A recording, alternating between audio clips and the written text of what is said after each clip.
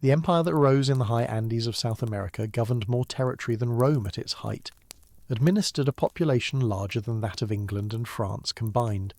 constructed a road network that stretched further than the distance from London to Baghdad, and accomplished all of this without the wheel, without iron tools, and without writing in the European sense of alphabetic script. Across a span of less than 100 years, from approximately 1438 to 1532,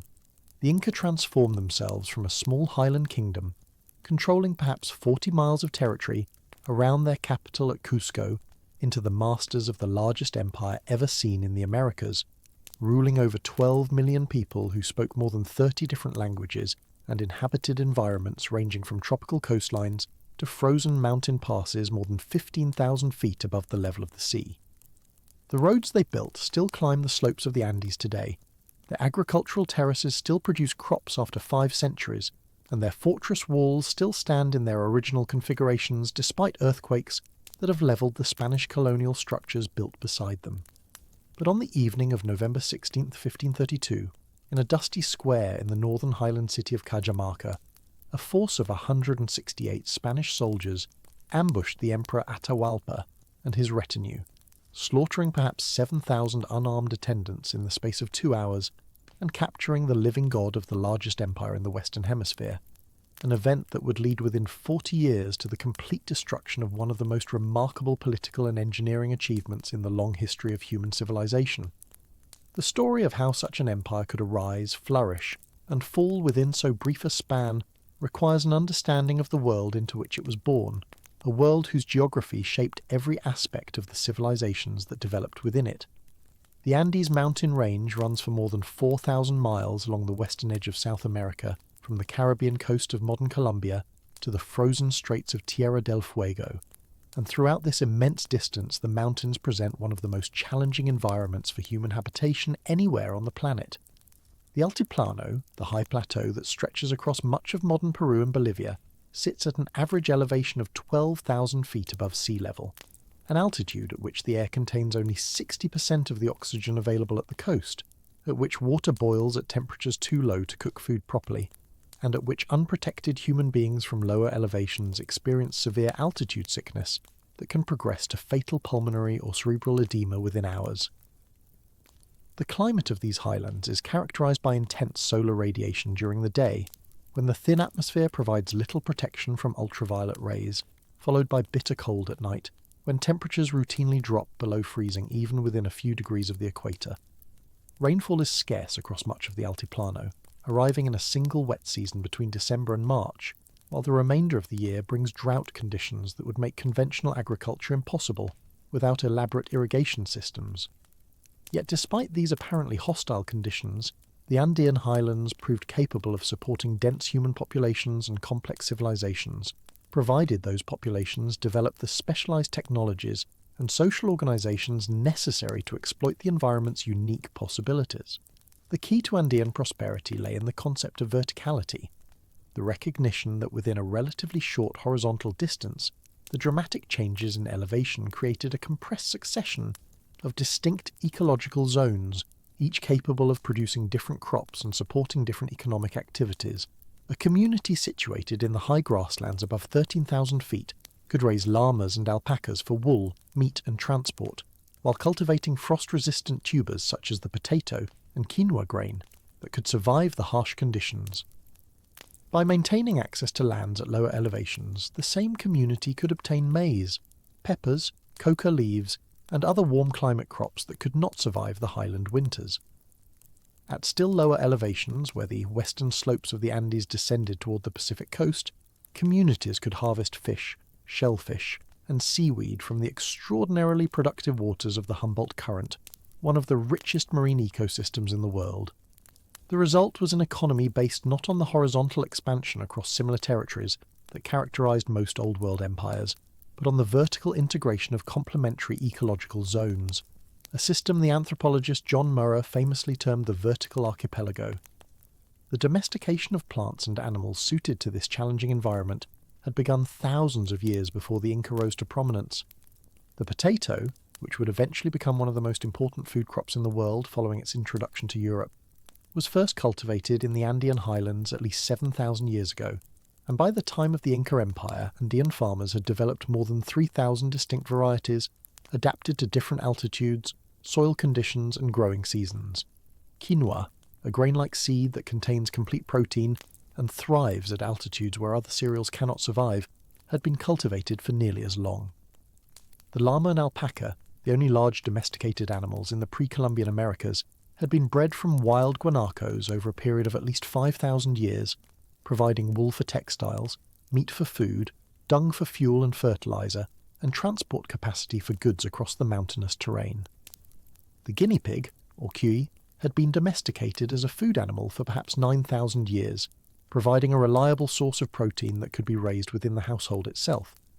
These Andean domesticates, combined with crops such as maize that had been developed in Mesoamerica and introduced to South America through long-distance trade networks, gave the highland populations an agricultural foundation capable of supporting the dense populations and specialized labor forces that complex civilizations required. The civilizations that arose on this foundation long predated the Inca themselves. Archaeological evidence indicates that monumental architecture and complex social organization appeared in the Andean region nearly 5,000 years ago, making the civilization of ancient Peru roughly contemporary with the earliest civilizations of Egypt and Mesopotamia. The site of Corral, located in the Sup Valley approximately 100 miles north of modern Lima, preserves the remains of a ceremonial complex featuring pyramidal mounds, sunken circular plazas, and elaborate architectural planning that dates to approximately 2600 BCE, making it potentially the oldest urban centre in all of the Americas. The society that built Corral apparently developed without ceramics or weaving, relying instead on gourds for containers and cotton netting for textiles. Yet it mobilized sufficient labour to construct monumental public works that rival those of contemporary civilizations in the Old World. The existence of such early complexity in coastal Peru suggests that the Andean region followed an independent trajectory of social development, drawing upon local resources and local innovations rather than borrowing significantly from civilizations elsewhere. The Chavin culture, which flourished between approximately 900 and 200 BCE in the northern highlands of Peru, represents another major phase in the development of Andean civilization, one that appears to have spread its religious iconography and artistic styles across a wide region through some combination of pilgrimage, trade, and ideological influence. The ceremonial centre of Chavindehuantar, located at the confluence of two rivers in a high valley of the Cordillera Blanca, features an elaborate temple complex with underground galleries designed to create dramatic sensory experiences for participants in religious rituals. The galleries contain water channels engineered to produce the sound of rushing water within the darkened interior spaces, while strategically placed openings allowed priests to manipulate lighting effects and create the illusion of supernatural events. The iconography of Chavin religion centres on fierce composite creatures combining human, feline, serpent and bird elements, images that would persist in modified forms throughout subsequent Andean civilizations, and that suggest the early development of religious traditions emphasizing transformation and the transcendence of ordinary categories of existence. The Mochi culture, which dominated the northern coastal valleys of Peru between approximately 100 and 700 CE, demonstrates the remarkable sophistication that Andean societies could achieve in the centuries before the Inca. The Moche constructed massive adobe pyramids that rank among the largest structures in the pre-Columbian Americas, including the Huaca del Sol, whose original volume has been estimated at over 100 million adobe bricks. They developed irrigation systems capable of channeling water from the Andes to coastal desert valleys that received less than 1 inch of rainfall per year, transforming these arid regions into productive agricultural landscapes. Their metallurgists mastered sophisticated techniques for working gold, silver and copper, producing jewellery and ceremonial objects of extraordinary artistic quality. Their potters created some of the most remarkable ceramic art in any culture, including portrait vessels that capture individual human faces with a realism unmatched anywhere else in the pre-Columbian Americas. The elaborate Mochi tombs discovered at sites such as Sipan have revealed that their rulers were buried with retinues of sacrificed attendants and treasures of gold and silver that rival the burial goods of Egyptian pharaohs, indicating social hierarchies of extraordinary rigidity and the mobilization of enormous resources in service of royal power. The Tiwanaku civilization, which flourished at the southern end of Lake Titicaca in modern Bolivia between approximately 300 and 1000 CE, demonstrates a different model of Andean political organisation, one centred on a monumental capital that served as a religious pilgrimage site, attracting populations from hundreds of miles in every direction. The city of Tiwanaku, situated at an elevation of more than 12,000 feet on the Altiplano, contained monumental temples, elaborately carved stone gateways, and massive stone sculptures that drew upon artistic traditions spanning centuries. The famous Gateway of the Sun, carved from a single block of andesite weighing approximately 10 tons, features a central figure whose identity and significance have been debated for centuries, but whose imagery connects to religious traditions found throughout the Andean region. The Tiwanaku state appears to have controlled agricultural colonies at different ecological zones, spread across a vast territory, implementing the vertical archipelago system on a scale that would later be adopted and expanded by the Inca themselves. The Wari Empire, which arose in the central highlands of Peru at approximately the same time as Tiwanaku, and maintained complex relationships with its southern neighbour that scholars still debate, represents perhaps the most direct predecessor to Inca imperial organisation. The Wari established administrative centres throughout the central and northern highlands, constructed road systems that linked these centres to their capital near modern Ayacucho, and developed standardised architectural forms and administrative practices that were deployed across their territory. Their capital city covered perhaps 1,000 hectares and may have housed as many as 40,000 inhabitants, making it one of the largest urban centres in the ancient Americas. When the Wari Empire collapsed sometime around 1000 CE, it left behind an infrastructure of roads, administrative traditions and political concepts that the Inca would later inherit and transform in the course of their own imperial expansion. The collapse of both Wari and Tiwanaku around the turn of the first millennium ushered in a period of political fragmentation that would last for approximately 4 centuries before the Inca began their rise. During this intermediate period, numerous smaller kingdoms and ethnic groups competed for territory and resources throughout the Andean highlands, fighting wars, forming alliances, and maintaining the complex cultural traditions that had developed over the preceding millennia. The Chimu Empire, which dominated the northern coastal valleys of Peru from its capital at Chan Chan, eventually grew to control perhaps 600 miles of coastline, making it the largest state in South America during the centuries immediately before the Inca expansion. Chan Chan itself was one of the largest adobe cities ever constructed anywhere in the world, covering approximately 20 square kilometres and containing elaborate palace compounds, storage facilities, and ceremonial spaces that housed a population estimated at somewhere between 40,000 and 60,000 inhabitants.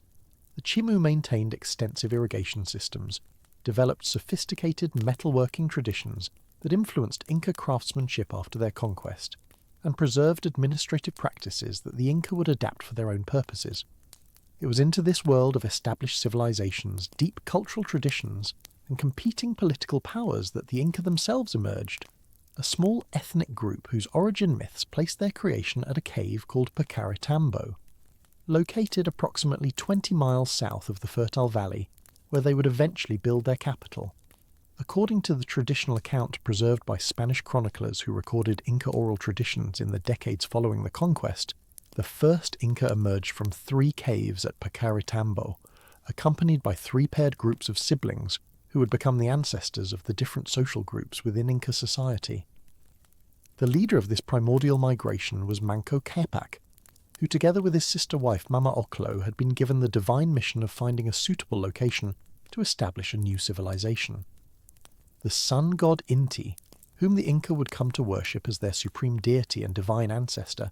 had provided Manco Capac with a golden staff, instructing him to thrust it into the earth at each place he visited during his wanderings.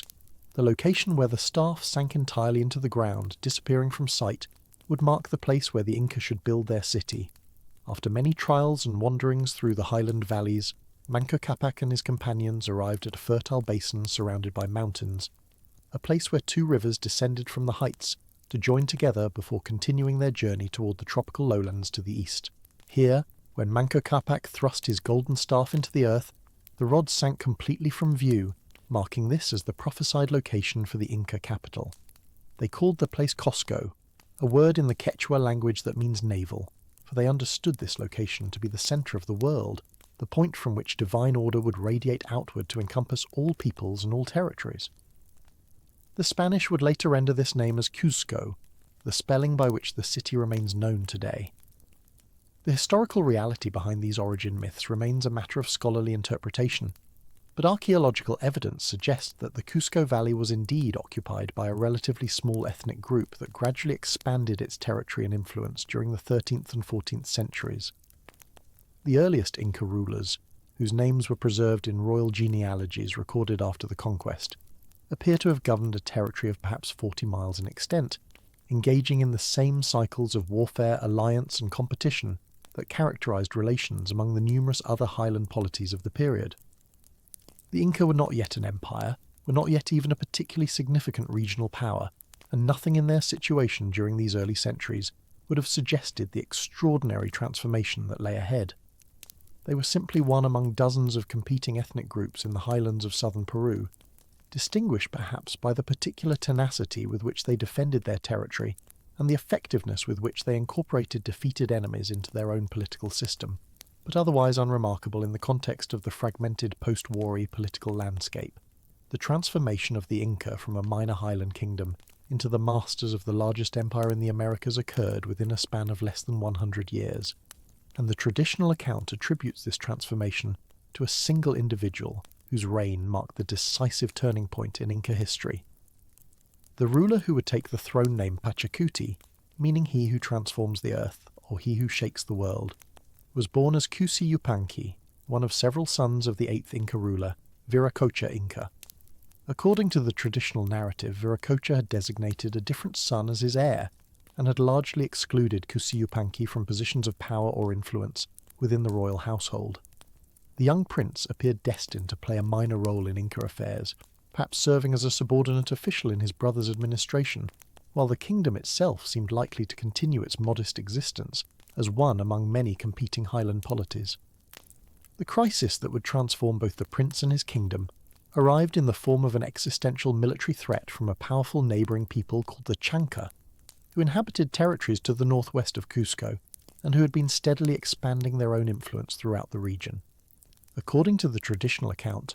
the Chanca assembled a massive army and marched on Cusco with the intention of destroying the Inca kingdom altogether, reducing the Inca people to subjugation and incorporating their territory into the growing Chanca domain. The Chanca forces were reportedly so numerous and so confident of victory that they announced their approach openly, giving the Inca time to prepare their defences but also time to contemplate the apparent hopelessness of their situation. The reigning Inca, Viracocha, along with his designated heir and much of the royal court, concluded that resistance was futile and fled the city, abandoning Cusco to its fate and seeking refuge in a fortified position in the countryside. It was at this moment of supreme crisis that Cusi Yupanqui refused to flee. According to the traditional narrative, the young prince chose to remain in Cusco and organise whatever defence might be possible, rallying the warriors who had not accompanied the fleeing court and preparing to face the Chanca army despite the overwhelming odds against him.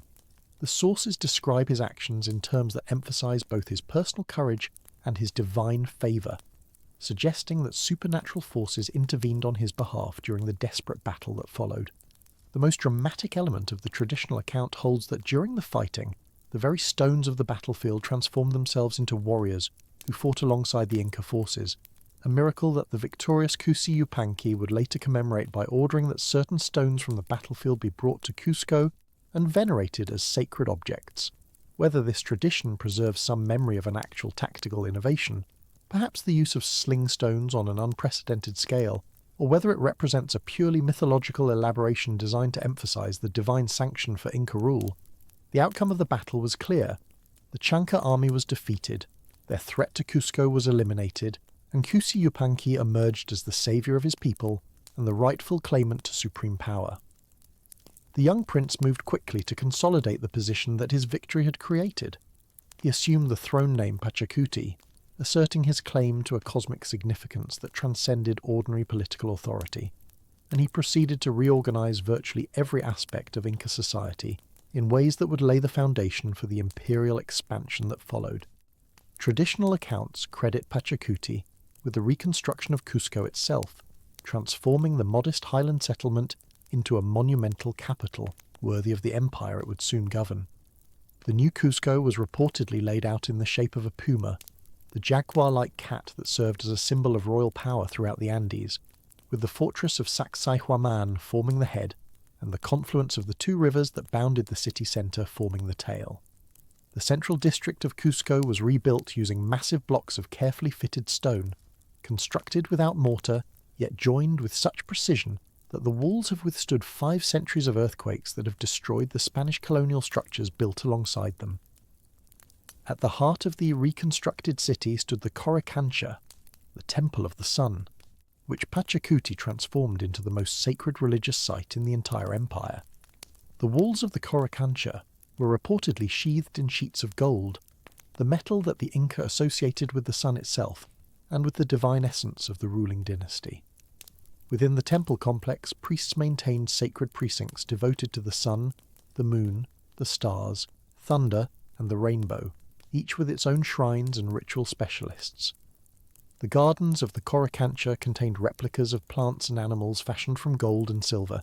including life-size representations of llamas, maize plants, and their human caretakers, all wrought in precious metals that glittered in the intense Andean sunlight. The temple served not only as a centre of worship, but also as a repository of sacred objects from throughout the empire,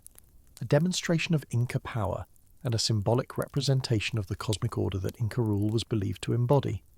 Pachacuti's reorganisation extended far beyond the physical reconstruction of the capital to encompass fundamental changes in political organisation, religious practice, and social structure. He divided the Inca nobility into various grades and categories, establishing clear hierarchies of status and responsibility that would govern access to power throughout the imperial period. He organised the empire into 4 great administrative regions, the Suyus, whose boundaries radiated outward from Cusco, and whose names gave the empire its formal title of Tawantinsuyu, the 4 parts together. He reformed the calendar and the religious festivals that marked the agricultural year, creating an elaborate ceremonial cycle that coordinated religious observances across the vast territories that would soon fall under Inca control. He established the system of royal mummies, whereby each deceased emperor would be preserved, maintained by a household of attendants, and treated as if he remained alive, participating in ceremonies and festivals, receiving offerings, and serving as a sacred presence that connected the living to their divine ancestors. The territorial expansion that would transform the Inca kingdom into the Inca Empire began during Pachacuti's reign and continued under his successors for approximately 90 years until the Spanish conquest brought the process to an abrupt halt. The conquest followed a general pattern that combined military force with diplomatic persuasion, economic inducement, and religious integration. Inca armies, equipped with bronze weapons and organised into units of standardised size, proved highly effective against the often fragmented resistance of the peoples they encountered. Yet military force alone could not have built an empire of such extent, and the Inca developed sophisticated strategies for incorporating conquered populations into their political system in ways that minimised ongoing resistance, while maximising the extraction of labour and resources. The conquest that Pachacuti himself led or directed during his reign established Inca control over much of the highlands of southern Peru, including the territories around Lake Titicaca, which had been the heartland of the Tiwanaku civilization, and which contained some of the most productive agricultural lands in the Andean region. The rich pastures of the Altiplano, capable of supporting enormous herds of llamas and alpacas, provided the empire with the animal resources it required for transport, textiles, and sacrificial offerings. The lake itself, the largest body of water in South America, and one of the highest navigable lakes in the world, held profound religious significance in Andean tradition, and Inca control of its sacred islands reinforced the religious legitimacy of imperial rule. The extension of Inca power to the north fell primarily to Pachacuti's son Tupac Inca Yupanqui, who conducted military campaigns that brought the entire northern highland region and the coastal valleys of Peru under imperial control. The conquest of the Chimu Empire, which Tupac Inca accomplished sometime in the 1470s, eliminated the only rival power capable of challenging Inca hegemony along the Pacific coast, and brought the sophisticated metalworking traditions and administrative practices of the Chimu into service of the Inca state. The great mud brick city of Chan Chan was incorporated into the empire, Its craftsmen were relocated to Cusco to work under Inca supervision, and its irrigation systems were maintained and expanded under imperial administration. Tupac Inca pushed further north still into the highlands of modern Ecuador, where he established a second major imperial centre at the city that would become known as Quito. He also turned south, extending Inca control into the Atacama Desert of northern Chile and into the northwestern fringes of modern Argentina, though the sparse populations and difficult terrain of these regions made them less valuable than the densely settled agricultural zones to the north. The third great emperor of the expansion period, Huayna Capac, who ruled from approximately 1493 until his death in 1527 or 1528, consolidated the conquests of his predecessors and continued the expansion of the northern frontier. He spent much of his reign in the northern territories, directing campaigns against the peoples of modern Ecuador and attempting to extend Inca control further into the tropical lowlands, though the dense rainforest proved resistant to Inca military and administrative techniques. Huayna Capac developed such a strong attachment to the northern city of Quito that some sources suggest he contemplated dividing the empire between two heirs, one ruling from Cusco and one from Quito, though whether this tradition reflects his actual intentions or represents later attempts to explain the civil war that followed his death remains a matter of scholarly debate. By the time of Huayna Capac's death, the Inca Empire had reached its maximum territorial extent, encompassing approximately 350,000 square miles and including within its boundaries most of what is now Peru, much of Ecuador, the highlands of Bolivia, the northwestern portion of Argentina, and the northern third of Chile. The empire governed perhaps 12 million people, making it comparable in population to the major European states of the same period, though the absence of alphabetic writing and the limited archaeological evidence for many regions means that all population estimates for the pre-Columbian Americas involve considerable uncertainty. The road network that connected this vast territory stretched for more than 25,000 miles, crossing terrain that included coastal deserts, high mountain passes, and tropical river valleys, maintained by labour obligations imposed on the communities through which it passed and furnished with regularly spaced way stations that provided shelter and supplies for travellers on official business. The roads themselves represented extraordinary engineering achievements, adapted to the diverse terrains through which they passed and constructed to standards that ensured durability across centuries. In the highlands, the roads often consisted of paved surfaces several metres wide, bordered by low walls and provided with drainage channels to carry away rainwater. Where the routes descended steep slopes, the builders constructed staircases of fitted stone that allowed both human travellers and llama caravans to negotiate otherwise impassable gradients. Where the roads crossed rivers, Inca engineers built suspension bridges woven from grass cables, the most famous of which spanned the Apurimac Gorge near Cusco, a chasm so deep that the Spanish conquistadors reported that looking down from the bridge caused dizziness and vertigo. These grass bridges were renewed annually through communal labour obligations, a process that continued into the 19th century, and that has been revived in recent decades as communities seek to maintain connections to their pre-Columbian heritage. Along the roads ran a system of relay runners called chasqui, trained messengers stationed at intervals who could carry information across vast distances at remarkable speeds. When a message arrived at a runner's station, the chasqui would sprint to the next station, where a fresh runner waited to receive the message and continue the relay, a process that could move information from Quito to Cusco, a distance of more than 1,000 miles, in as few as 5 to 7 days. The system served primarily to carry administrative communications and royal commands, but it could also transport physical objects, including fresh fish from the Pacific coast that arrived at the royal table in Cusco, still suitable for consumption. The chasqui system represented only one of many ways in which the Inca state mobilized human labor in service of imperial objectives,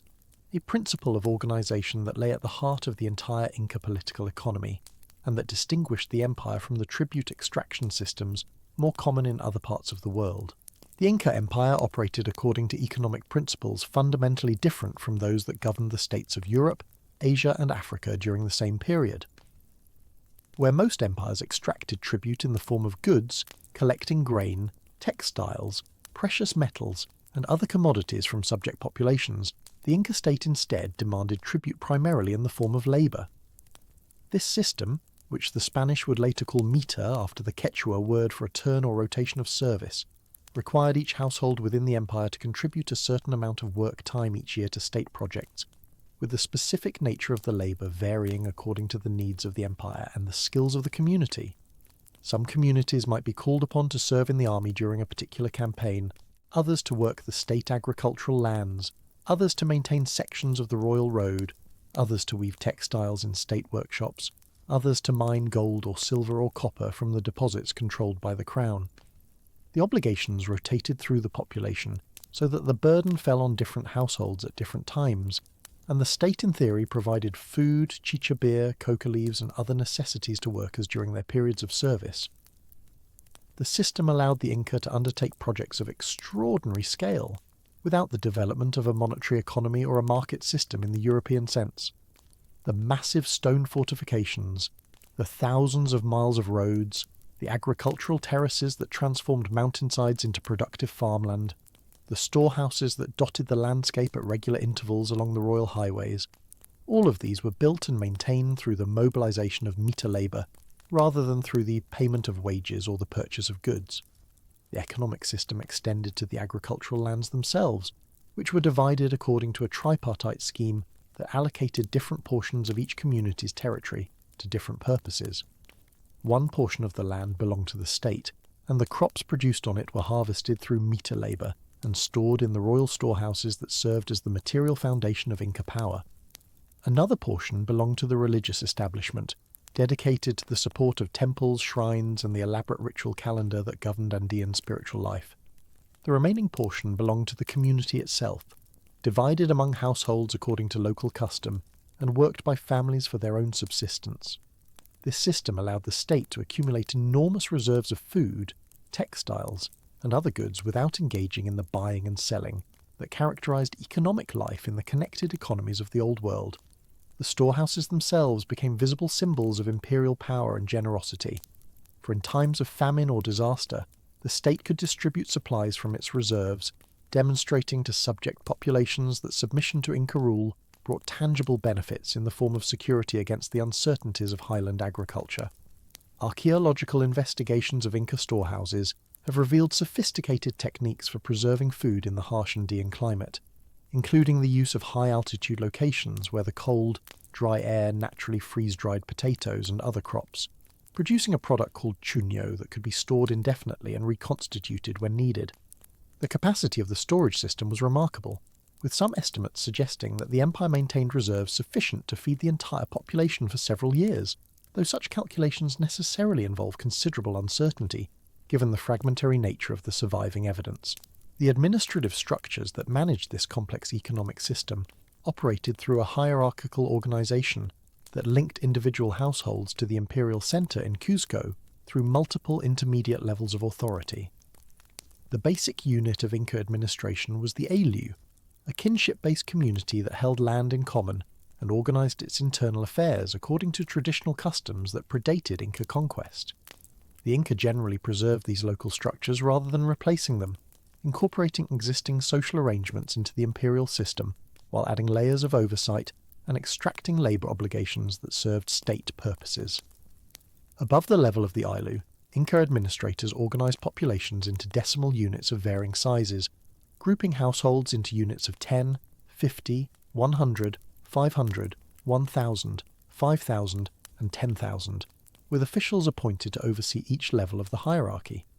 These officials, called cuirassas at the local level, and drawn from traditional local elites who had demonstrated loyalty to the Inca state, served as intermediaries between the imperial administration and the subject population, collecting information about their communities, organising mita labour when called upon, adjudicating disputes according to Inca law, and ensuring that the obligations imposed by the state were fulfilled.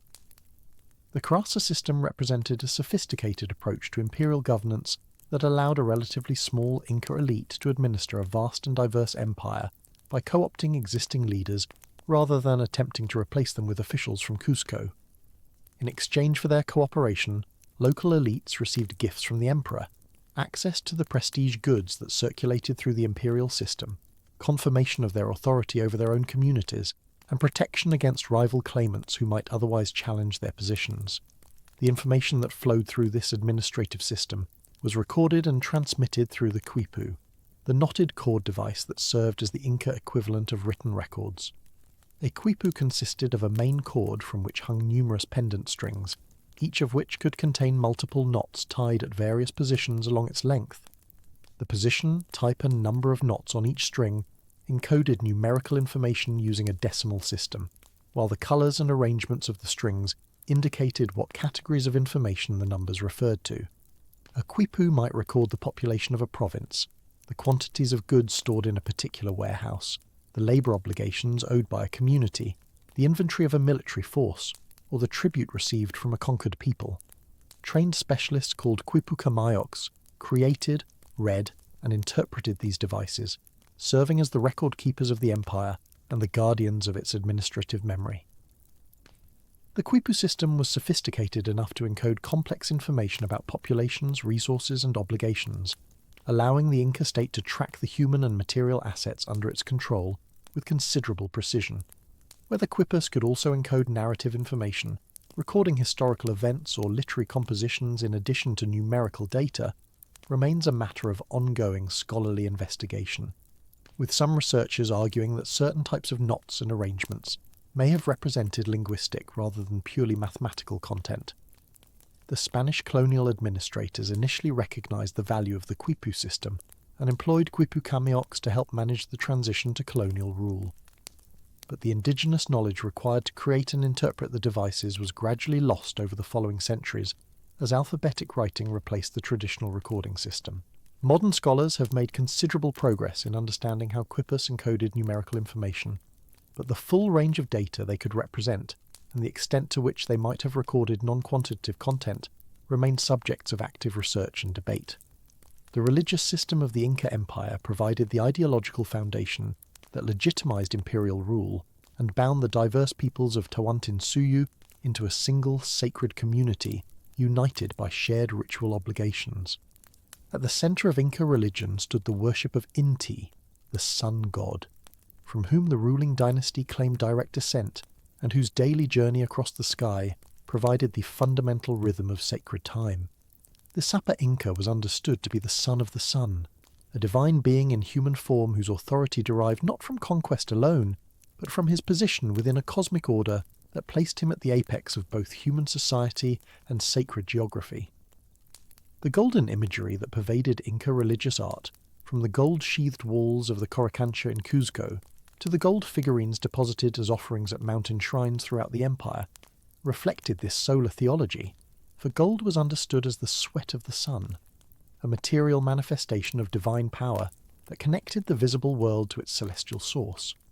The worship of Inti did not exclude other deities, but rather incorporated them into a hierarchical pantheon, in which the sun occupied the supreme position, while other gods and sacred forces retained their importance for particular peoples, places, or activities.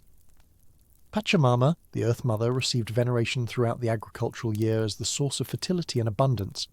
the power that caused seeds to germinate and crops to grow, and herds to multiply in the high pastures. The thunder god Ilapa brought the rains that watered the fields and the storms that could destroy them, demanding propitiation through offerings and rituals timed to the rhythms of the wet and dry seasons. The stars, the mountains, the springs and lakes, the ancestors whose mummified remains continued to participate in the life of the community, all occupied places within a sacred landscape that extended from the depths of the earth to the heights of the heavens, and that the Inca sought to organize and regulate through an elaborate calendar of rituals and festivals. The organization of sacred space within the Inca system followed principles that centered on Cusco as the cosmic navel from which lines of sacred power radiated outward to the edges of the known world. These lines, called seques, extended from the Coricancha in 41 directions, each line marked by a series of huacas, sacred sites that included temples, shrines, springs, caves, unusual rock formations, and other locations where the power of the divine was understood to be particularly accessible. Different lineages within Cusco held responsibility for maintaining the rituals associated with particular siques and their huacas, creating a system that linked social organization to sacred geography in ways that reinforced both religious observance and political structure. Beyond the sect system of the capital, the Inca sought to impose order on the sacred landscape of the empire as a whole, constructing sun temples in conquered territories that replicated the Coricancha on a smaller scale, installing priests and ritual specialists who would maintain the imperial cults alongside whatever local religious practices continued to be observed, and requiring subject peoples to send representatives to Cuzco for major festivals that dramatized the unity of the empire under Inca rule. The Capac Raymi, the great festival held at the December solstice, brought together participants from throughout Tawantinsuyu for ceremonies that included sacrifices, processions, the ritual consumption of chicha, and the initiation of young men from the Inca nobility into adult status through trials that tested their endurance and courage. Such festivals served not only religious purposes, but political ones, demonstrating the reach of imperial power and the magnificence of Inca civilization while creating networks of obligation and familiarity that bound local elites to the centre. The practice of human sacrifice occupied a significant, though controversial, place within Inca religion, with evidence suggesting that children and young adults were offered to the gods on occasions of particular importance, including the death of a Sapa Inca, the celebration of major military victories, and the propitiation of mountain deities during times of crisis. The most dramatic evidence for these practices comes from the high-altitude sacrificial sites discovered on Andean peaks, where the extreme cold and dryness have preserved the remains of sacrificial victims along with the elaborate offerings that accompanied them.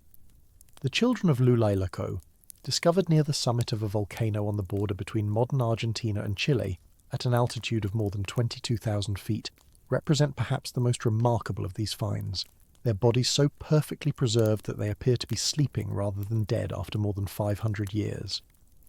Analysis of the remains has revealed details of their lives and deaths, including evidence that they were fed special diets and given coca and chicha in the period before their sacrifice, suggesting elaborate rituals of preparation that marked them as special offerings to the gods. The capacity sacrifice, known as capacocha, involved the selection of children from throughout the empire who were brought to Cuzco, honoured in great ceremonies, and then returned to their home provinces to be sacrificed at local shrines, creating a network of offerings that linked the periphery to the centre and that demonstrated the ultimate authority of the imperial state over the lives of its subjects. The religious significance of these practices remains a matter of interpretation, with some scholars emphasising the honour accorded to sacrificial victims and their families, while others focus on the coercive dimensions of a system that demanded human lives as tribute to an imperial religion. The architectural achievements of the Inca expressed their religious and political vision in stone, creating monuments whose precision and scale continue to astonish observers 5 centuries after their construction.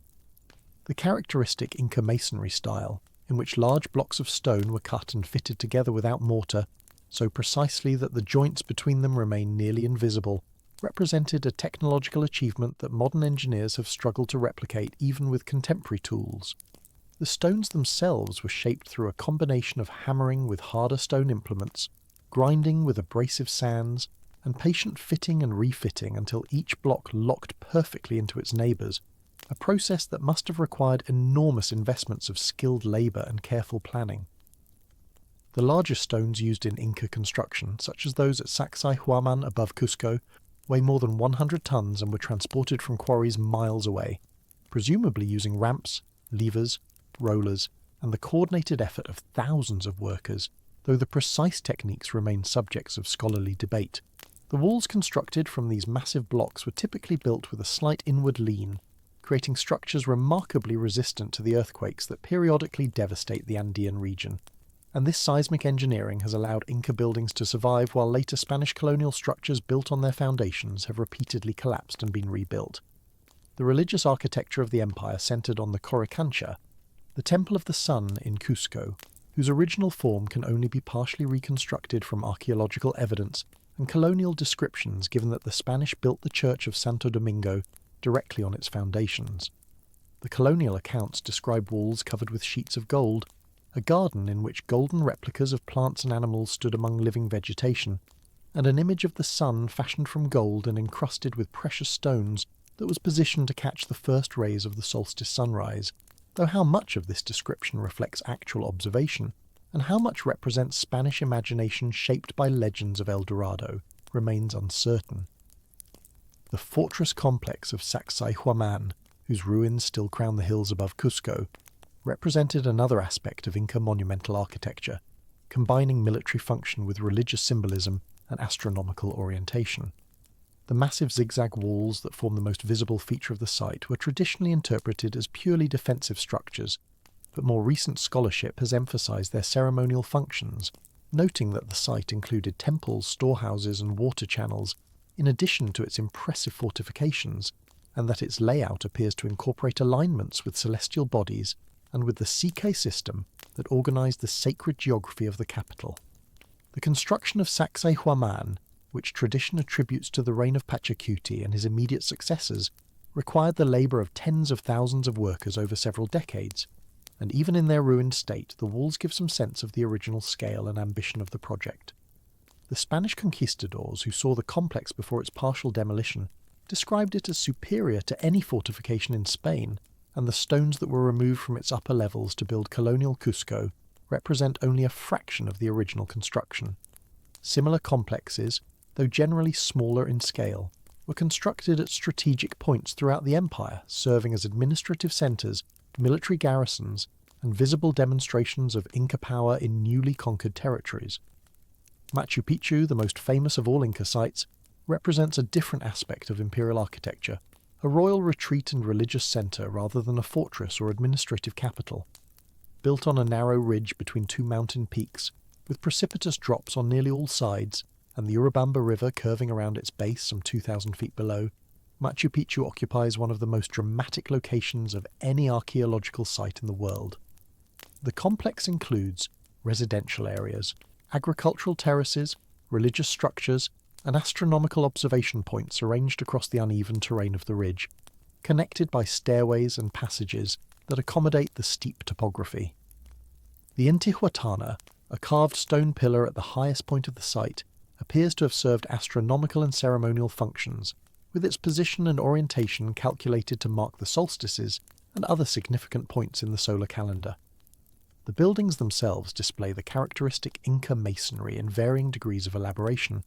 from the precisely fitted polygonal blocks of the main temple to the simpler fieldstone construction of the residential quarters, suggesting a hierarchy of function and importance reflected in architectural treatment. The site was never discovered by the Spanish conquistadors, either because its location was successfully concealed by the local population or because it had already been abandoned before the conquest, and its existence remained unknown to the outside world until Hiram Bingham's expedition arrived in 1911, guided by local farmers who had long known of the ruins but had never informed outsiders of their presence.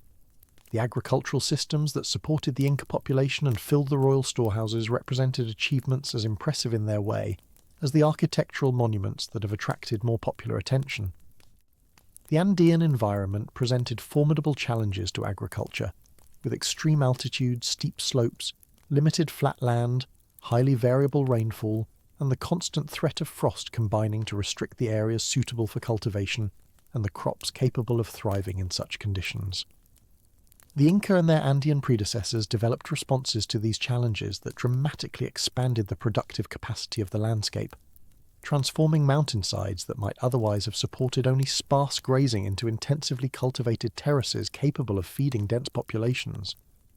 The agricultural terraces that cover Andean hillsides throughout the former Inca territory represent enormous investments of labour, with stone retaining walls creating level planting surfaces that prevent erosion, improve drainage, and create microclimates somewhat warmer than the surrounding slopes due to the heat absorbed and radiated by the stone walls.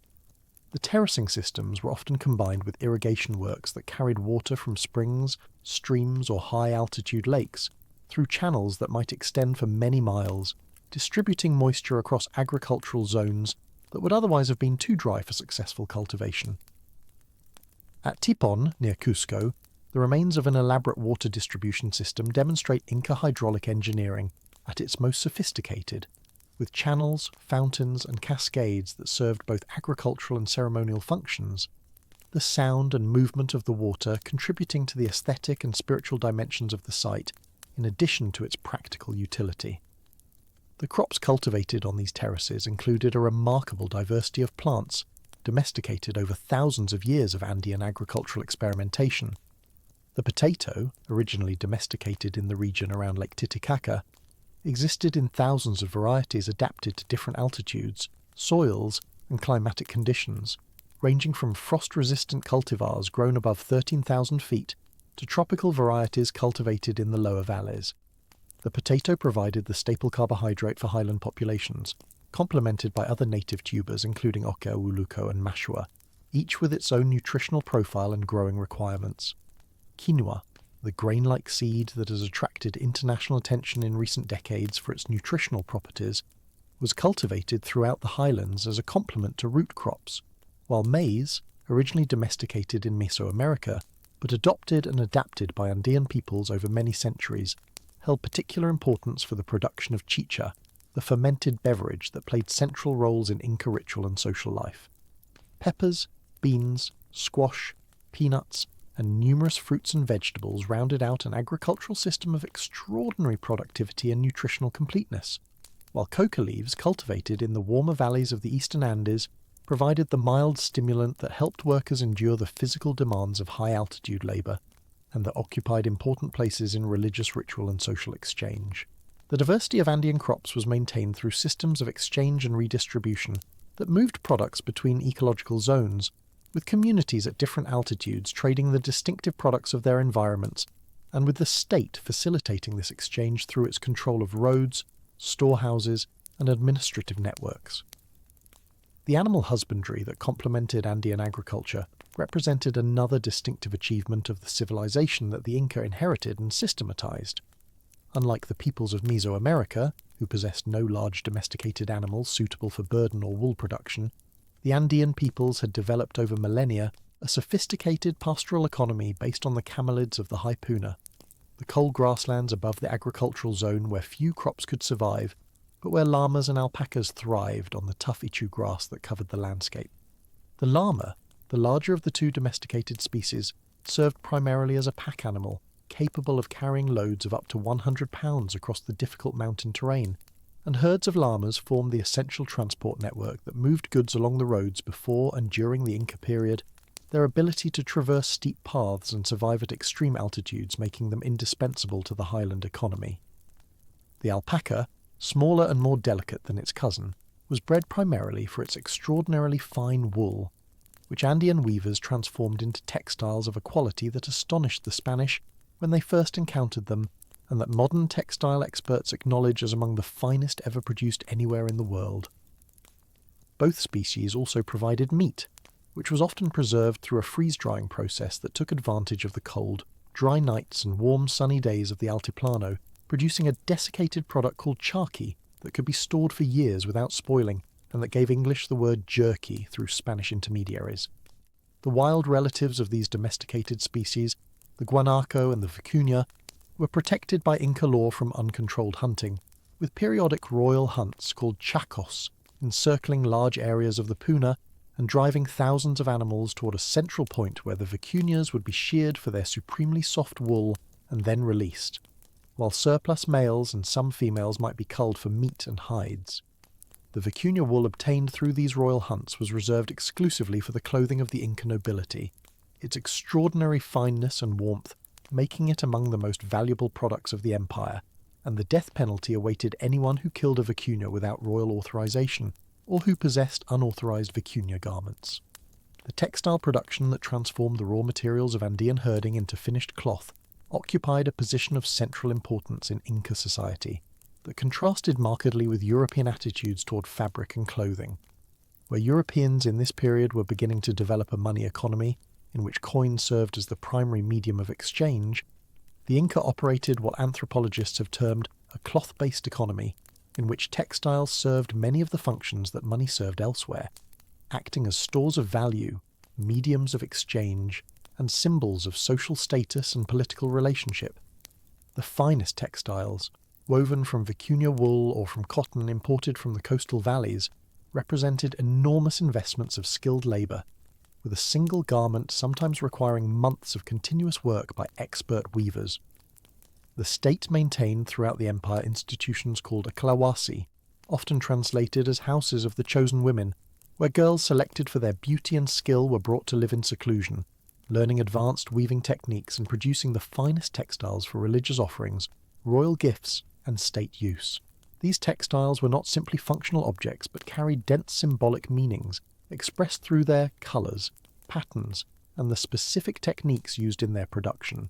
with different regions maintaining distinctive weaving traditions that identified the origin and sometimes the status of the wearer as clearly as any written document might have done in a literate society. When the Inca wished to reward a loyal subject, establish a diplomatic relationship, or honour a deity, textiles served as the preferred medium of expression, their value deriving not only from the labour embodied in them, but from their capacity to carry social and spiritual meaning. The metallurgical traditions of the Inca and their Andean predecessors represented another area of sophisticated technical achievement, though one that operated according to different priorities than the metallurgy of the Old World. Andean peoples had worked copper, silver, and gold for thousands of years before the rise of the Inca, developing techniques of smelting, alloying, casting, and surface treatment that produced objects of extraordinary beauty and technical refinement. However, unlike the metallurgists of Europe, the Middle East, and Asia, Andean metalworkers showed relatively little interest in developing hard metals suitable for tools and weapons, preferring instead to focus on the aesthetic and symbolic properties of their products. Bronze, an alloy of copper and tin that Andean metalworkers certainly knew how to produce, was used primarily for decorative objects and ritual implements, rather than for the practical tools and weapons that dominated bronze production in the Old World.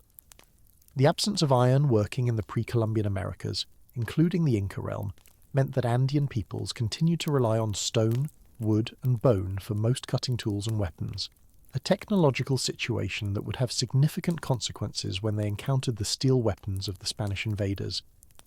The gold and silver work that so impressed and ultimately motivated the Spanish conquistadors reflected Andean priorities that valued these metals not primarily for their monetary worth,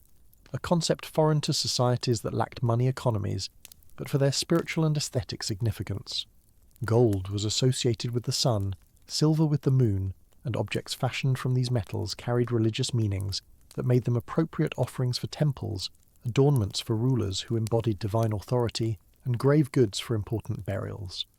The Coricancha Temple in Cusco, with its walls sheathed in gold plates and its garden of golden sculptures, representing every element of Andean agricultural and pastoral life,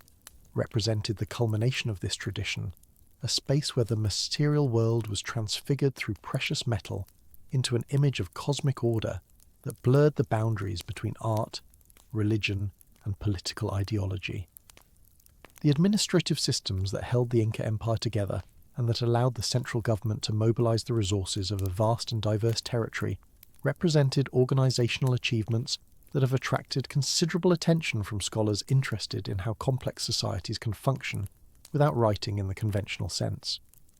The quipu, the system of knotted cords that served as the primary record-keeping technology of the Inca state, remains one of the most intriguing and incompletely understood aspects of Andean civilization.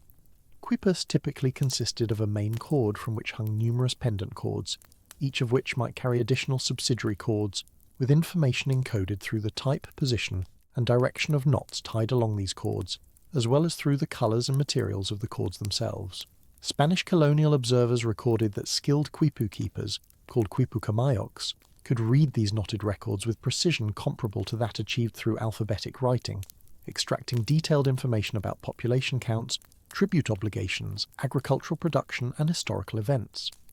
The decimal basis of the numerical information recorded in quipus has been conclusively established through modern research, with knot positions indicating units, tens, hundreds, thousands, and larger quantities in a place value system remarkably similar to the Arabic numeral system that Europeans were only then adopting. However, the degree to which quipus could encode non-numerical information, such as narrative history or abstract ideas, remains controversial, with some scholars arguing for a limited pictographic or mnemonic function, while others have proposed that quipus constituted a fully developed writing system whose decipherment remains incomplete. The vast majority of quipus that existed at the time of the Spanish conquest were destroyed during the colonial period, either deliberately as part of campaigns against indigenous religion and record-keeping, or simply through the general disruption of indigenous institutions and the fewer than 1,000 surviving examples, mostly fragmentary, represent only the barest remnant of what was once an extensive archival tradition. The labour systems that the Inca employed to construct their monumental works and to maintain their administrative and military apparatus operated according to principles that scholars have termed labour taxation, a system in which the obligations that subjects owed to the state were measured in time and effort rather than in goods or money. Under this system, called mita in Quechua, communities owed the state a certain number of workdays per year, with this labour obligation distributed among households according to their size and resources. Mita labour built the roads, temples, storehouses and palaces of the empire, worked the fields designated for state and religious purposes, served in the armies that defended and expanded the realm, and performed the countless other tasks necessary for the functioning of a complex state apparatus. In exchange, the state assumed responsibility for maintaining the workers during their service periods, providing food, chicha and other necessities from the stores accumulated in the royal warehouses. This reciprocal relationship between ruler and ruled formed the ideological foundation of Inca authority, with the Serpa Inca portrayed not as an exploiter extracting surplus from his subjects, but as a generous patron who redistributed the collected resources to ensure the welfare of all his people. The massive feasting events that accompanied major state occasions, during which enormous quantities of food and drink were distributed to participants, served to reinforce this ideology of reciprocity and to demonstrate the wealth and generosity of the ruler whose storehouses could support such lavish hospitality. The military organisation that enabled the rapid expansion of the Inca state and that maintained its control over such extensive territories drew on these same labour obligations, with communities providing contingents of soldiers as part of their mita service. The Inca army was organised decimally, with units of 10, 50, 100, 500, 1,000, 5,000 and 10,000 soldiers commanded by officers of ascending rank, a system that allowed for the integration of troops from many different ethnic backgrounds into a unified force capable of coordinated action. The weapons employed by Inca soldiers differed markedly from those of European armies, reflecting both the technological limitations and the particular military traditions of the Andean world. The primary offensive weapons included the sling, which Andean warriors wielded with devastating accuracy and force, capable of hurling egg-sized stones with enough velocity to crack skulls and shatter bones at considerable distances. The mace, typically a wooden shaft topped with a star-shaped stone or bronze head designed for crushing blows, and various forms of spears, axes and clubs suited for close combat. Defensive equipment included quilted cotton armour that provided surprising protection against stone and wooden weapons, wooden or wicker shields sometimes covered with hide, and distinctive helmets often made from wood or thick cloth. The bow and arrow, though known in the Andes, played a relatively minor role in Inca warfare, in marked contrast to its importance in many other world traditions. The tactics employed by Inca armies emphasised overwhelming numerical superiority, with the empire's enormous population allowing it to field armies that dwarfed those of its opponents, and careful logistical preparation, with the network of roads and storehouses ensuring that armies could be supplied during extended campaigns, far from their home territories. The religious practices that provided ideological justification for Inca rule, and that structured the ritual calendar of the empire reflected both distinctive Inca beliefs and the accumulated traditions of Andean civilization that the Inca absorbed and reorganized. The sun god Inti stood at the apex of the official religious hierarchy, worshipped as the divine ancestor of the Inca dynasty and the source of the light and warmth that made agriculture possible. The principal temple of Inti, the Coricancha in Cusco, served as the ritual centre of the empire, the point from which sacred lines called seques radiated outward across the landscape, connecting hundreds of shrines, springs, rocks, and other sacred places into a comprehensive system of religious geography. The moon goddess Mamaquilla, the thunder and weather god Ilapa, and the earth mother Pachamama received veneration alongside the supreme solar deity, their cults integrated into the agricultural and ceremonial calendar that marked the passage of the seasons.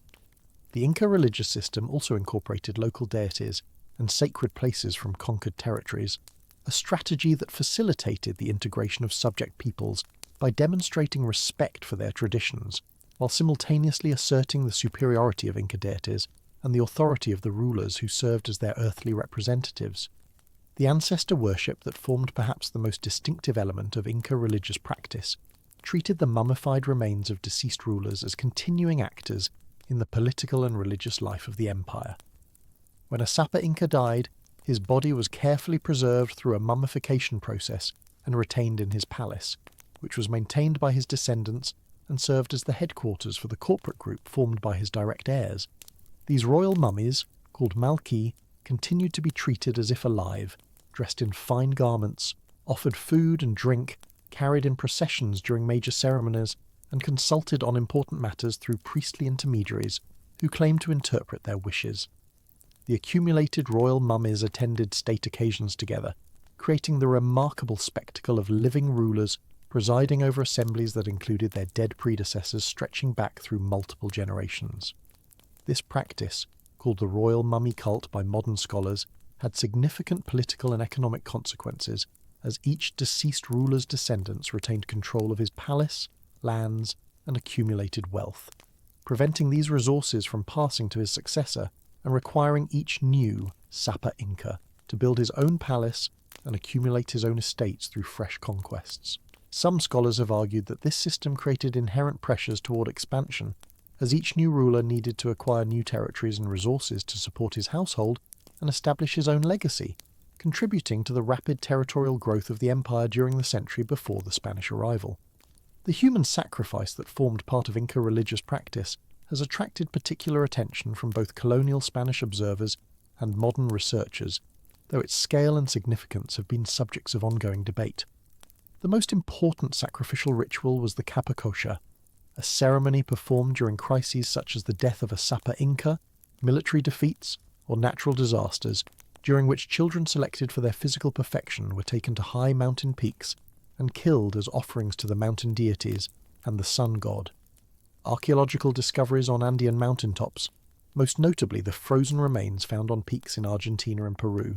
have confirmed the existence of these practices and provided remarkable evidence for the meticulous ritual preparation that preceded the sacrifices, with victims dressed in the finest textiles, accompanied by elaborate offerings, and apparently drugged with chicha and coca leaves to ease their passage to death in the freezing cold of the high peaks.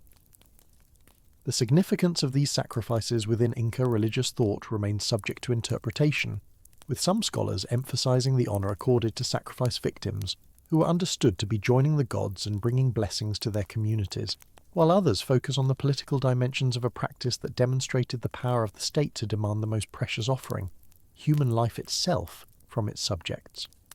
The relatively limited scale of Inca human sacrifice, at least compared to the mass sacrifices reported from Aztec Mexico during the same period,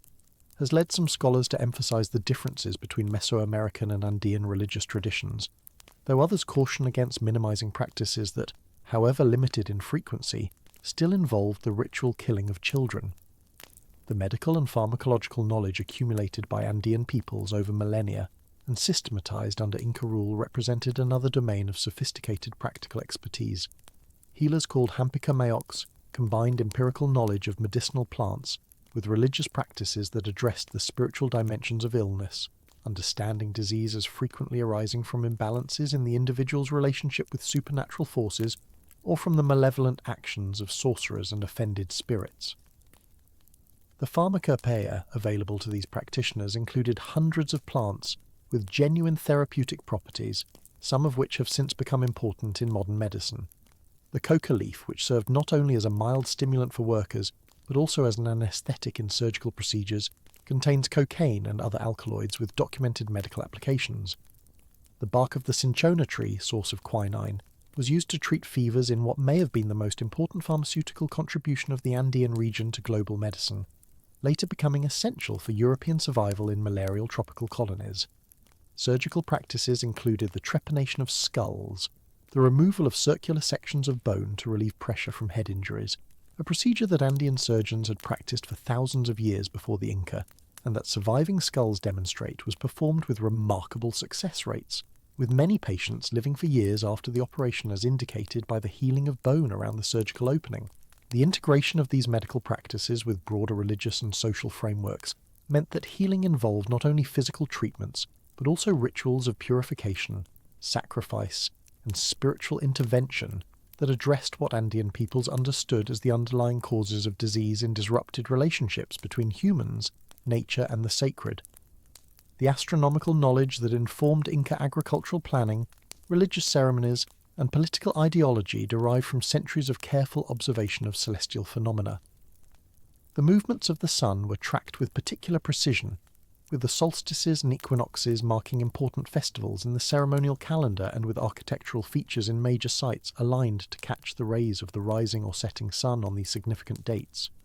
The Inca recognized and named numerous star clusters and individual stars, incorporating them into a comprehensive understanding of the night sky that included attention to the dark cloud constellations formed by dust lanes in the Milky Way, which Andean astronomers perceived as animal figures, including a llama, a fox, a toad, and a serpent. The relationship between celestial phenomena and agricultural cycles was understood in practical terms, with the heliacal rising and setting of particular stars serving as signals for planting and harvesting particular crops.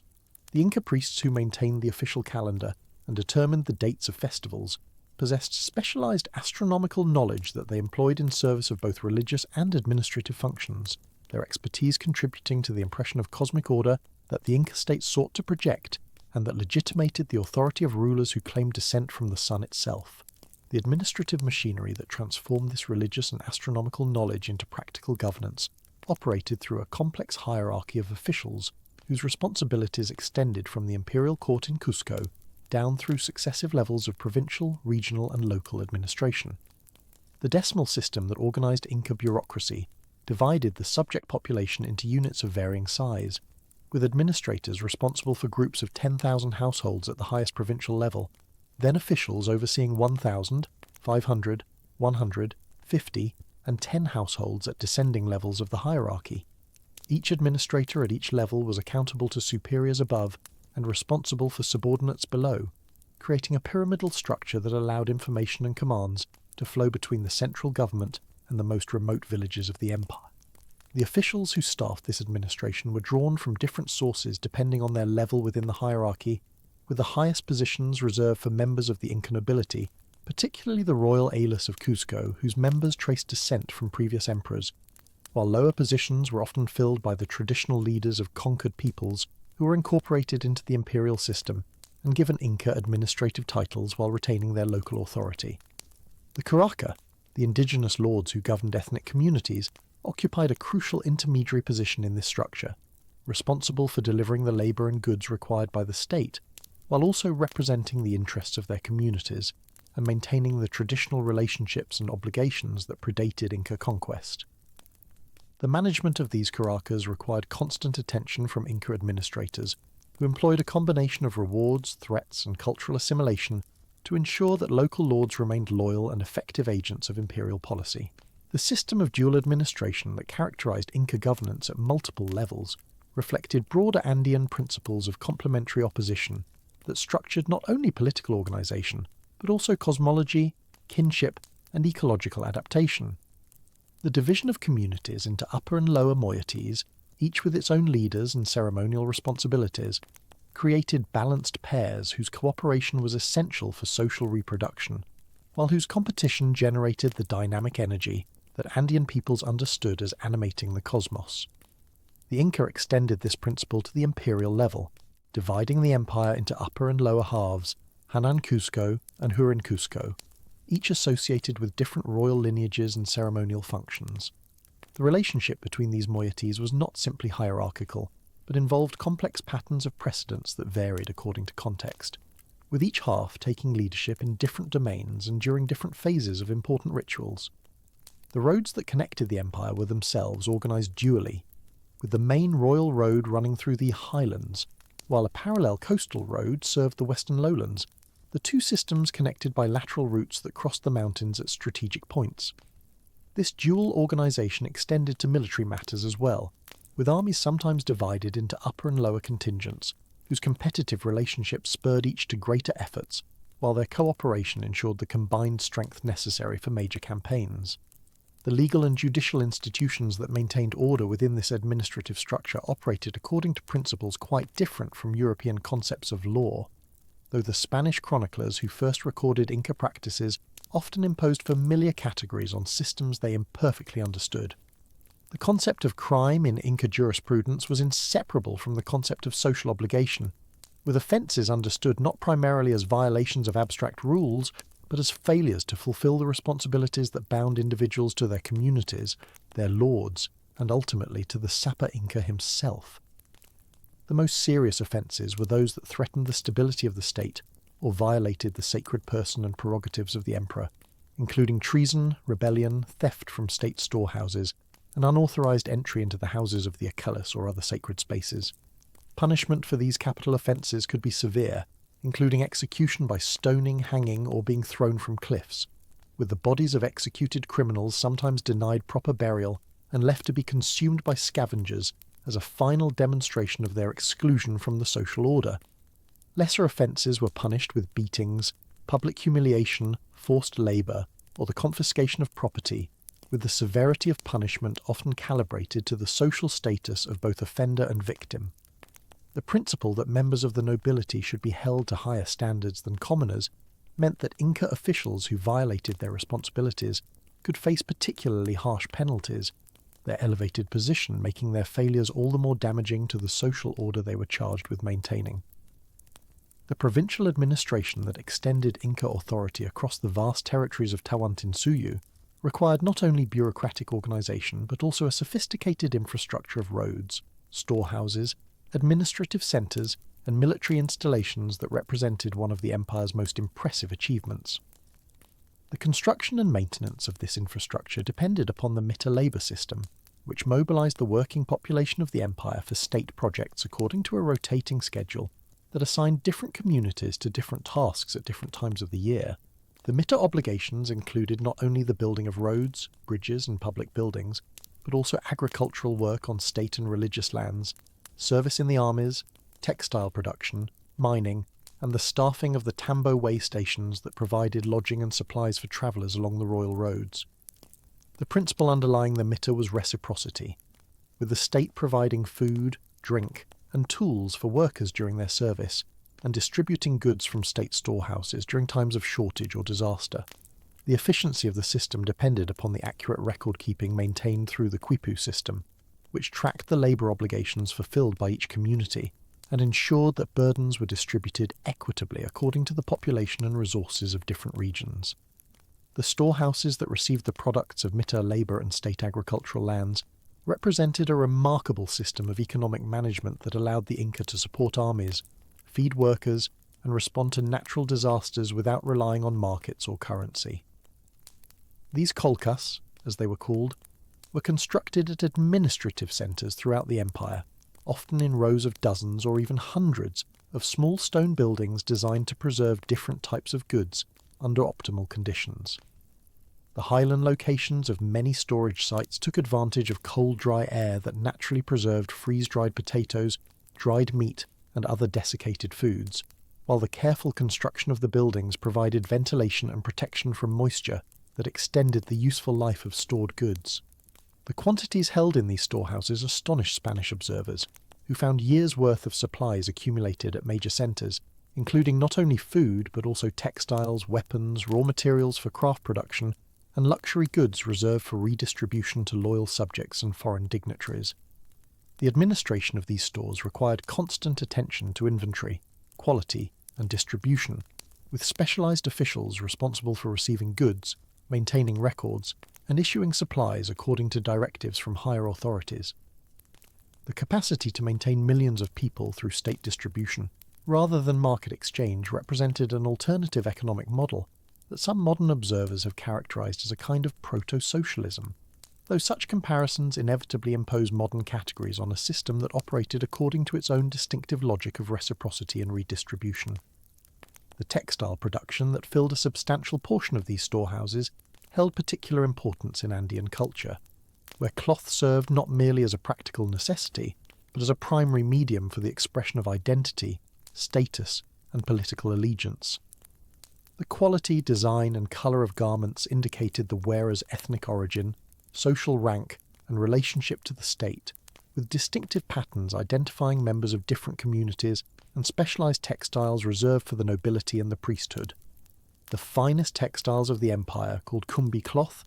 were woven by the Acales in their secluded workshops from the finest wool of the Vicnia, a wild relative of the llama whose fleece was so precious that the animal was protected by imperial decree and hunted only during specially organised royal hunts that drove entire herds into enclosures where they could be sheared and then released. The production of kumbi required extraordinary skill and patience, with the finest examples containing thread counts comparable to the most delicate modern fabrics and designs of remarkable complexity that incorporated both geometric patterns and stylized representations of religious and political imagery. The state distributed these precious textiles as rewards for loyal service, as diplomatic gifts to foreign rulers, and as offerings to religious shrines, while sumptuary laws restricted the wearing of certain designs and colours to those entitled by rank to display them. The burning of textiles as sacrificial offerings, though seemingly wasteful of such labour-intensive products, demonstrated the spiritual significance of cloth in Andean cosmology, where the destruction of precious objects was understood as transferring their essence to the supernatural realm.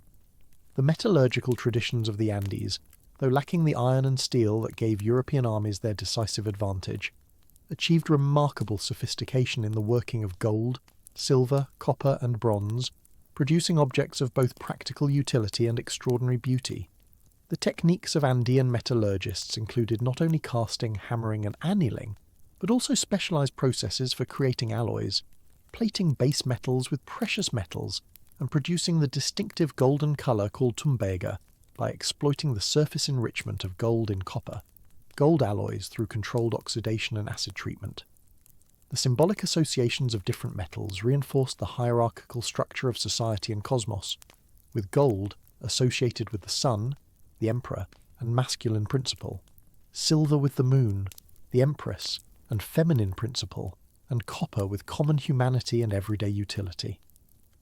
The bronze tools and weapons that equipped Inca armies and workers represented a significant technological advance over the stone and copper implements used by earlier Andean cultures, with arsenical and tin bronzes providing harder cutting edges and more durable construction than pure copper. The mining operations that extracted metal ores from the mountains employed the meter labour system, with communities assigned to work in particular mines, according to traditional obligations that the Inca incorporated and systematized within their imperial framework. The most productive mines were located in the highlands of what is now Bolivia, where silver deposits that would later make Potosí famous to the Spanish colonial economy were already being exploited on a significant scale, though the full extent of pre-Columbian mining at this site remains difficult to determine, given the destruction wrought by centuries of subsequent extraction. The agricultural systems that supported the dense populations of the empire represented perhaps the most fundamental achievement of Andean civilization: the transformation of some of the most challenging terrain on Earth into productive farmland through millennia of accumulated knowledge and collective labour. The terracing of mountain slopes, though most dramatically visible at famous sites like those surrounding Cusco, was practised throughout the highland regions, creating artificial level surfaces that prevented erosion, captured moisture, and created the microclimates necessary for successful cultivation at extreme elevations. The construction of these andines, as the terraces were called, required enormous investments of labour, with retaining walls built from carefully fitted stone and filled with layers of gravel, sand and soil designed to provide drainage while retaining moisture and nutrients. The engineering knowledge involved in terrace construction included sophisticated understanding of hydrology, soil science, and the thermal properties of different materials, with the stone walls of terraces absorbing heat during the day and releasing it at night to protect crops from the severe frosts that threatened high-altitude agriculture. The irrigation systems that supplemented rainfall in the semi-arid highland environment channeled water from glaciers, springs, and rivers through networks of canals that sometimes extended for dozens of miles, requiring not only initial construction, but continuous maintenance by the communities that depended upon them. The regulation of water rights within these irrigation systems followed complex rules that balanced the needs of different users while ensuring that upstream communities did not monopolize resources required by those downstream, administrative challenges that the Inca incorporated into their broader system of imperial governance. The crop diversity that Andean farmers developed over millennia provided resilience against the climatic variability and agricultural risks inherent in mountain environments, with dozens of varieties of each major crop adapted to different altitudes, soil types, and microclimates. The potato, domesticated in the Lake Titicaca Basin perhaps 8,000 years before the Inca rise, existed in thousands of varieties ranging from tiny fingerlings to specimens the size of a fist, from waxy yellow flesh to purple and even black, from early ripening types suitable for the shortest growing seasons to late varieties that required extended periods of maturation but produced larger yields.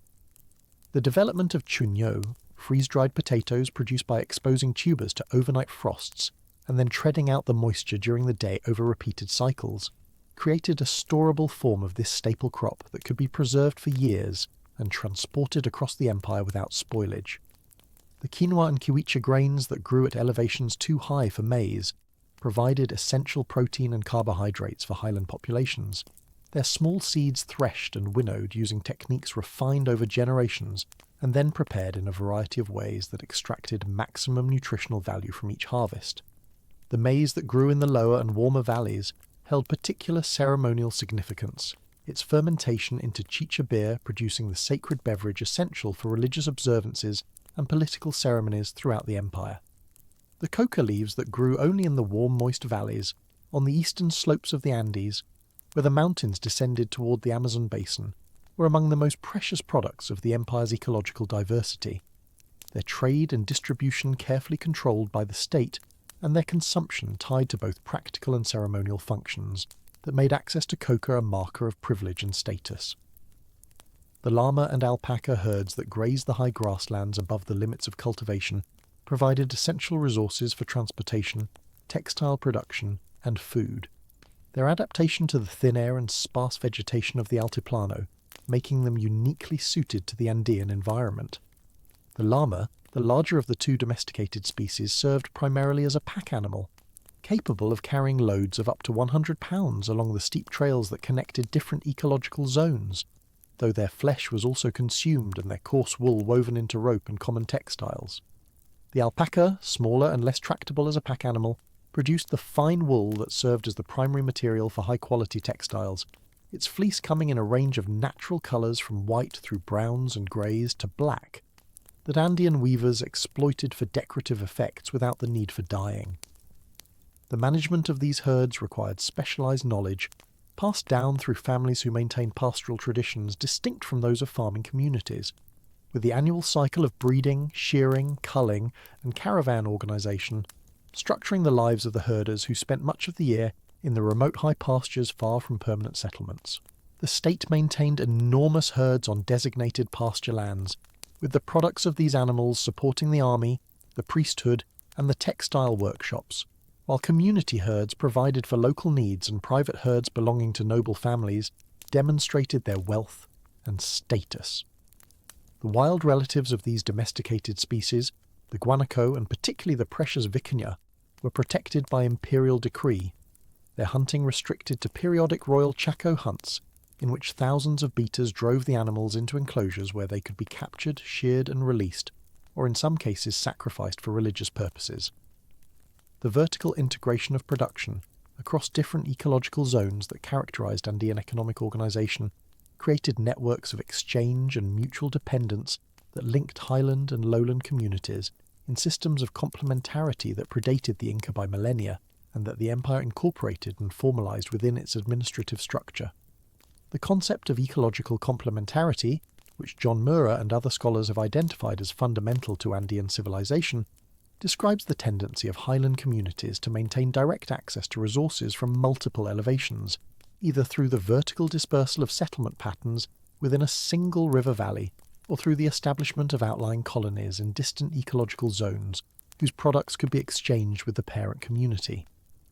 A community in the High Puna might maintain satellite settlements in lower valleys where maize could be cultivated, in warm coastal oases where cotton grew, and in the eastern cloud forests where coca could be obtained, the products of these dispersed settlements circulating through kinship and reciprocity networks that ensured each component of the system received the diverse goods necessary for survival and ritual life. The Inca formalized these vertical exchange networks by establishing state colonies that produced specialized goods for imperial purposes, by constructing roads and storage facilities that facilitated the movement of products across ecological zones, and by incorporating local exchange relationships into the broader system of tributary redistribution that the state administered. The tambos that lined the royal roads at intervals of a day's journey served not only as rest stops for travellers, but also as collection points and distribution centres where goods moving up and down the ecological gradient could be consolidated, stored and redirected according to administrative requirements. The communication system that allowed the Inca to govern this vast and vertically differentiated territory operated primarily through the runners called chasqui, who staffed relay stations along the royal roads and who could transmit messages across enormous distances with remarkable speed. Each chasqui station was manned continuously, with runners prepared at any hour to receive an incoming message and sprint to the next station, where another runner waited to continue the relay without pause. The speed achieved by this system, with messages reportedly travelling from Quito to Cusco in as little as 5 days, exceeded what mounted European couriers could achieve over similar distances, the fresh legs of each relay runner maintaining a pace that no single horse and rider could sustain. The messages carried by chasqui were primarily oral, memorised by each runner and repeated to his successor, along with any accompanying quipus or other objects, though the exact procedures for ensuring accuracy across multiple transmissions remain poorly understood. The system served not only administrative communications, but also the delivery of prestigious goods to the imperial court, with fresh fish from the Pacific coast reportedly reaching the emperor's table in Cusco, while still suitable for consumption, a distance of over 200 miles across some of the most rugged terrain on Earth. The military applications of this communications network proved equally important during periods of conflict, allowing commanders to coordinate movements across multiple fronts and enabling the central government to respond rapidly to reports of rebellion or external threat. The expansion of the empire that such communication supported continued throughout the reigns of Pachacuti's successors, though the pace and direction of conquest varied according to the circumstances facing each ruler and the opportunities presented by the political situation in surrounding regions. Tupac Inka Yupanqui, who ruled from approximately 1471 to 1493, extended the empire to its greatest territorial extent, consolidating his father's conquests in the highlands and pushing the boundaries of Tawantinsuyu into new regions along both the coast and the interior. His campaigns in the north brought the rich coastal kingdom of Timor definitively under Inca control, with the great mud brick city of Chan Chan, once the largest city in pre-Columbian South America, reduced to provincial status and its skilled craftsmen transported to Cusco to serve the imperial workshops. The southern campaigns extended Inca authority deep into what is now Chile and northwestern Argentina, regions whose incorporation into the empire involved not only military conquest, but also the establishment of administrative centres, agricultural colonies, and the road and storage infrastructure necessary for effective governance. The eastern frontier along the edge of the Amazon basin proved more resistant to expansion, with the dense tropical forests presenting logistical challenges that Andean military organisation could not overcome, and with the scattered populations of the lowlands offering neither the concentrated resources nor the hierarchical political structures that made highland and coastal conquest worthwhile. The challenges of the eastern frontier illustrated a fundamental principle of Inca imperial expansion, namely that the empire grew most successfully in regions whose ecological and political characteristics resembled those of the Andean heartland, where existing hierarchical societies could be incorporated into the Tawantinsuyu administrative system with their traditional leadership structures intact and their established patterns of surplus extraction redirected toward imperial purposes. The peoples of the tropical lowlands, organised in smaller and more mobile communities, without the centralised authority figures that Inca diplomacy and coercion could target, presented a different kind of challenge entirely, one that the empire never fully resolved despite periodic military expeditions and the construction of fortifications along the jungle frontier intended to defend highland communities against raiding parties from the east. The garrisons stationed at these frontier posts maintained an uneasy vigilance across terrain that dissolved into endless green canopy, a living boundary that marked the limits of what Andean civilization could absorb and transform according to its own organizational principles. The mature empire that Tupac Inka Yupanqui passed to his son Huayna Capac around the year 1493 represented the culmination of 3 generations of sustained expansion, a domain stretching from the southern borders of what is now Colombia to the central valleys of Chile. from the Pacific coast to the edge of the Amazon, encompassing within its boundaries an estimated 10 to 12 million people whose ancestors had spoken dozens of different languages and had practiced hundreds of different local religious traditions before their incorporation into the Inca world. The administration of this enormous territory required the continuous reproduction of the institutional forms and symbolic systems that the Inca had developed during their rise to power, the roads and tambos, the storage facilities and redistribution networks. The local rulers confirmed in their authority, but bound to the Inca state through ritual obligations and the exchange of labour tribute. The Micmac colonists relocated to strategic locations throughout the empire, the Quipuca recording and transmitting the information necessary for effective governance, and above all the figure of the Sapa Inca himself, the divine ruler whose person embodied the unity and sacred purpose of the entire enterprise. Huayna Capac, whose reign extended from approximately 1493 to around 1527, inherited this fully developed imperial system and faced the challenge of sustaining and extending it across a domain so vast that the emperor could not personally visit many of its provinces even once during his lifetime. His response to this challenge involved extensive travel throughout the empire, particularly to the northern regions where Tupac Inca Yupanqui's conquests had been most recent, and where the integration of newly subject peoples into the Tawantinsuyu system remained incomplete. The campaigns that Huayna Capac conducted in what's now Ecuador continued the military expansion of previous generations, while also serving the purpose of establishing imperial presence in regions whose distance from Cuzco might otherwise encourage thoughts of autonomy or rebellion among local populations. The establishment of a second major imperial centre at Quito, in the northern highlands, reflected the growing importance of these northern territories within the overall structure of the empire, and provided the emperor with a base from which he could govern the northern regions, without the delays inherent in communications with distant Cusco. The years of Huayna Capac's residence in the north proved significant for the subsequent history of the empire, not only because of the military and administrative consolidation they achieved, but also because of the political complications they created regarding the imperial succession.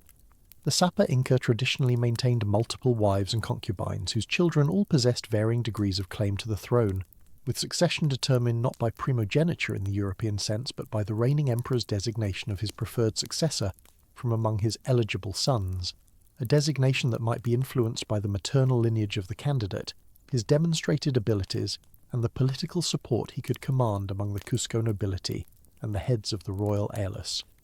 Huayna Capac's long residence in the north, where he formed attachments to northern women and raised children who knew Quito better than Cusco,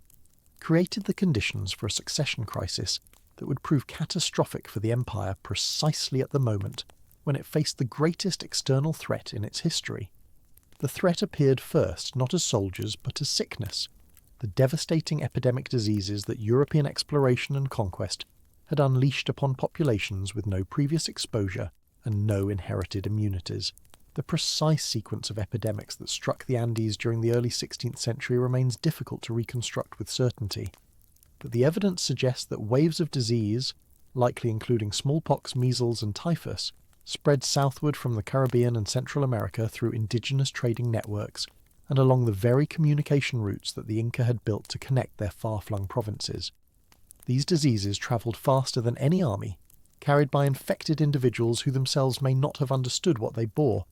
spreading through communities whose traditional medical knowledge had no preparation for pathogens entirely foreign to the American disease environment. The demographic catastrophe that resulted may have killed as much as half the population of the Andes during the 16th century, though estimates vary widely, and the mortality was neither uniform across regions nor concentrated entirely in any single epidemic wave. Huayna Capac himself became a victim of this invisible invasion, dying around 1527 from what Spanish chroniclers later recorded as a disease characterized by high fever and skin eruptions, symptoms consistent with smallpox, though other diseases cannot be definitively ruled out. The death of the emperor under such circumstances, far from Cusco and surrounded by the disruption that epidemic disease created throughout the northern provinces, immediately precipitated the succession crisis that his northern residence had made possible. His designated heir, a son named Ninankuyochi, reportedly died from the same epidemic, either shortly before or shortly after his father. leaving the succession uncertain at precisely the moment when the empire most needed stable leadership to manage the crisis. Two of Huayna Capac's surviving sons emerged as principal claimants to the throne: Huascar, who was based in Cusco and who commanded the support of important factions within the traditional Inca nobility, and Atahualpa, who had been with his father in the north and who controlled the battle-hardened armies that Huayna Capac had assembled for his northern campaigns.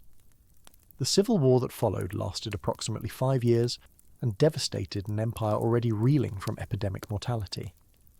The conflict pitted the traditional religious and political centre of Cusco against the military power concentrated in the north, mobilizing loyalties and resentments that the rapid expansion of the previous generations had created but not fully resolved. Communities throughout the empire found themselves forced to choose sides, their decisions influenced by local political calculations, by traditional rivalries with neighbouring peoples who supported the opposite faction, and by the pressure applied by whichever army happened to control their region at any given moment. The fighting was brutal by any standard, with both sides employing massacre and destruction against populations suspected of supporting the enemy, and with the accumulated infrastructure of the empire, the tambos and storage facilities, the agricultural terraces and irrigation systems, suffering damage that compounded the disruption caused by disease and military mobilization. Atahualpa's forces ultimately prevailed, capturing Huascar after a decisive battle fought near Cusco, and eliminating through execution many of the supporters and family members who might have continued the conflict or challenged his authority once established. By 1532, Atahualpa controlled the empire, though he had not yet entered Cusco to complete the rituals and ceremonies that would formally install him as Sapa Inca in the sacred capital of his ancestors. He was in the northern town of Cajamarca, resting from his campaigns and preparing for the ceremonial journey south,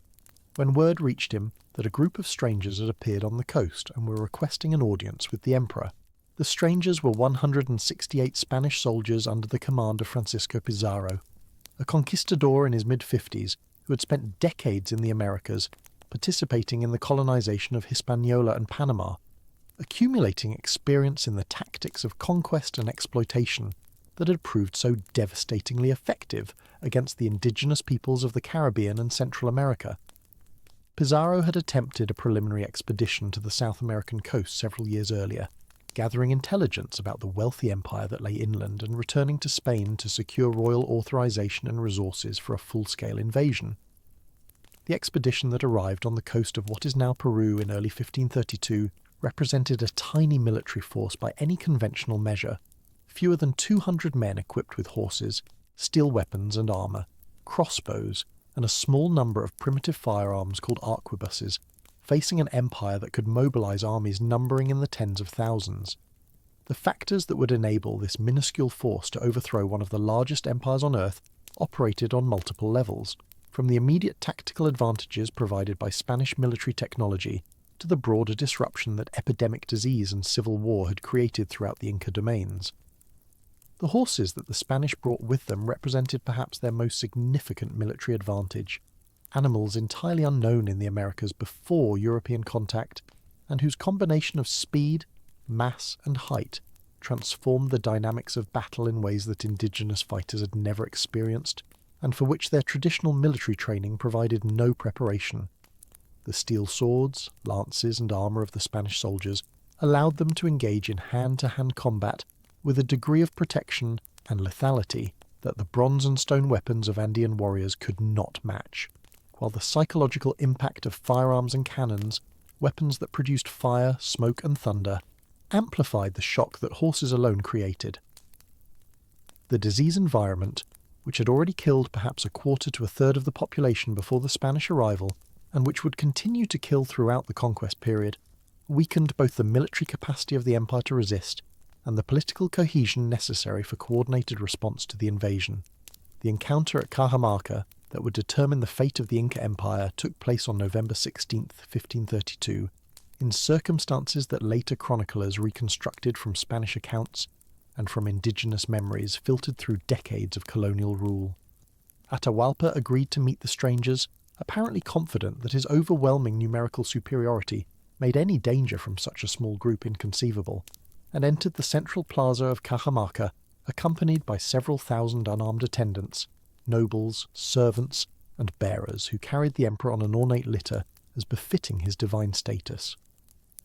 The Spanish had concealed themselves in the buildings surrounding the plaza, cavalry and infantry hidden from view with their weapons ready, waiting for the signal to attack. A Dominican friar named Vicente de Valverde approached the emperor and, through interpreters, attempted to explain Christian doctrine and to demand that Atahualpa submit to the authority of the Spanish king and accept baptism. The exact exchange that followed remains unclear, but the outcome was the immediate launching of the Spanish assault, with cavalry charging from concealment into the densely packed and unarmed Inca attendants, while infantry with steel weapons fell upon those who attempted to flee. The massacre at Cajamarca lasted perhaps 2 hours and killed thousands of Inca nobles and attendants while leaving not a single Spanish soldier dead, a disparity that illustrated both the tactical effectiveness of the ambush and the complete inability of unarmed men, however numerous, to resist mounted soldiers wielding steel weapons in an enclosed space. Atahualpa himself was pulled from his litter and taken prisoner, his capture transforming the entire strategic situation of the conquest by placing in Spanish hands the sacred person of the Sapa Inca, the figure whose divine authority held the empire together. The Spanish immediately recognized the leverage that their prisoner provided and began negotiations for his release, negotiations that produced the famous ransom agreement, under which Atahualpa would fill a room measuring approximately 17 by 22 feet, with gold objects to the height of his raised hand, and would fill the same room twice with silver in exchange for his freedom. The months that followed witnessed the systematic stripping of sacred objects from temples and shrines throughout the accessible portions of the empire as Atahualpa's orders sent messengers to provincial administrators commanding the delivery of gold and silver to Cajamarca. The treasures that poured into the Spanish encampment included not only the utilitarian objects of precious metal that Andean cultures produced in abundance, but also the sacred golden images from the Coricancha in Cusco, the golden garden ornaments, the plates and vessels and decorative elements that had made the Temple of the Sun one of the wonders of the pre-Columbian world. The Spanish melted nearly all of this material into ingots for easier transport and division, destroying in their furnaces the accumulated artistic production of centuries, erasing forever the distinctive forms and images that Inca and earlier Andean goldsmiths had created, preserving only the bullion value of metals that the Inca had never used as currency, and had valued primarily for their sacred associations with the sun and moon, rather than for any conception of intrinsic monetary worth. The ransom was duly delivered, filling and overfilling the specifications that Atahualpa had agreed to, but the Spanish never intended to honour their promise of release. The captive emperor, even held prisoner, represented a potential rallying point for indigenous resistance, a figure whose authority might be invoked to mobilise the armies that still remained under the command of generals loyal to him, a continuing threat to Spanish control that his execution would remove. In August 1533, after a hasty trial on charges of treason against the Spanish crown, idolatry, polygamy, and the murder of his brother Huascar, Atahualpa was sentenced to death by burning. He converted to Christianity at the last moment, reportedly to commute his sentence from burning to garroting, and died in the plaza of Cajamarca with a rope around his neck, the last independent ruler of an empire that had existed for barely a century, but that had built one of the most remarkable civilizations in human history. The execution of Atahualpa did not end Inca resistance, but it removed the single figure whose authority all factions within the empire, however reluctantly, had recognized, and it began the process of political fragmentation that the Spanish would exploit throughout the conquest period. Pizarro moved south toward Cusco, gathering indigenous allies from among the peoples who had suffered during Atahualpa's civil war, or who saw the Spanish as potential liberators from Inca domination, incorporating these allies into a force that grew as it advanced and that reached the sacred capital in November 1533. The Spanish entered Cusco and installed as puppet emperor a son of Huayna Capac named Tupac Hualpa, who died within months, and then another son named Manco Inca, who initially cooperated with the conquerors in the expectation that Spanish power would prove temporary and that a restored Inca state might emerge once the strangers had taken their fill of gold and departed. Manco Inca's cooperation lasted until the accumulating humiliations and exploitations of colonial rule convinced him that the Spanish intended permanent domination rather than temporary extraction. In 1536, he escaped from Cusco and raised a massive rebellion that nearly succeeded in expelling the conquistadors from Peru altogether. Armies loyal to Manco besieged Cusco for nearly a year, while other forces attacked the newly founded Spanish coastal settlement of Lima and disrupted communications throughout the conquered territories. The fortress of Sacsayhuaman above Cusco became the scene of desperate fighting as Spanish cavalry and infantry, supported by indigenous auxiliaries, assaulted the great stone walls that had never been designed to resist attackers on horseback wielding steel weapons. The siege ultimately failed, not because of Spanish military superiority alone, but because of the agricultural calendar that drew Manco's peasant soldiers back to their fields for planting, and because of the reinforcements that arrived from Panama and Central America to strengthen the Spanish position. Manco Inca retreated into the rugged Vilcabamba region northeast of Cusco, where the steep valleys and dense vegetation provided defensive advantages that Spanish cavalry could not overcome. There, in this remote refuge, he established what historians have called the Neo-Inca state, a government in exile that maintained Inca traditions and resisted Spanish authority for nearly 4 more decades. The Vilcabamba resistance represented more than mere political opposition. It preserved, in reduced and besieged form, the religious practices, ceremonial traditions, and administrative structures of the fallen empire, maintaining the fiction of Inca sovereignty, even as Spanish colonial institutions progressively absorbed the highland populations into new systems of labour extraction and religious conversion. Manco Inca himself was killed in 1544, murdered by Spanish refugees whom he had sheltered in Vilcabamba after they fell out with their own countrymen, but his sons continued the resistance through a succession of rulers who maintained varying degrees of defiance toward and negotiation with the colonial authorities. The final Inca of Vilcabamba, Tupac Amaru, assumed leadership of the remnant state in 1571, at a moment when the Spanish colonial administration under Viceroy Francisco de Toledo had determined to extinguish the Inca resistance once and for all. Toledo launched a military expedition into Vilcabamba in 1572, captured the young ruler after a pursuit through the jungle, and brought him back to Cusco in chains. The execution of Tupac Amaru in the central plaza of Cusco before a crowd of thousands, many of whom wept openly for the last of their sovereigns, marked the definitive end of the Inca imperial line and the completion of the Spanish conquest that had begun 40 years earlier at Cajamarca. The colonial system that the Spanish constructed on the ruins of Tahuantinsuyo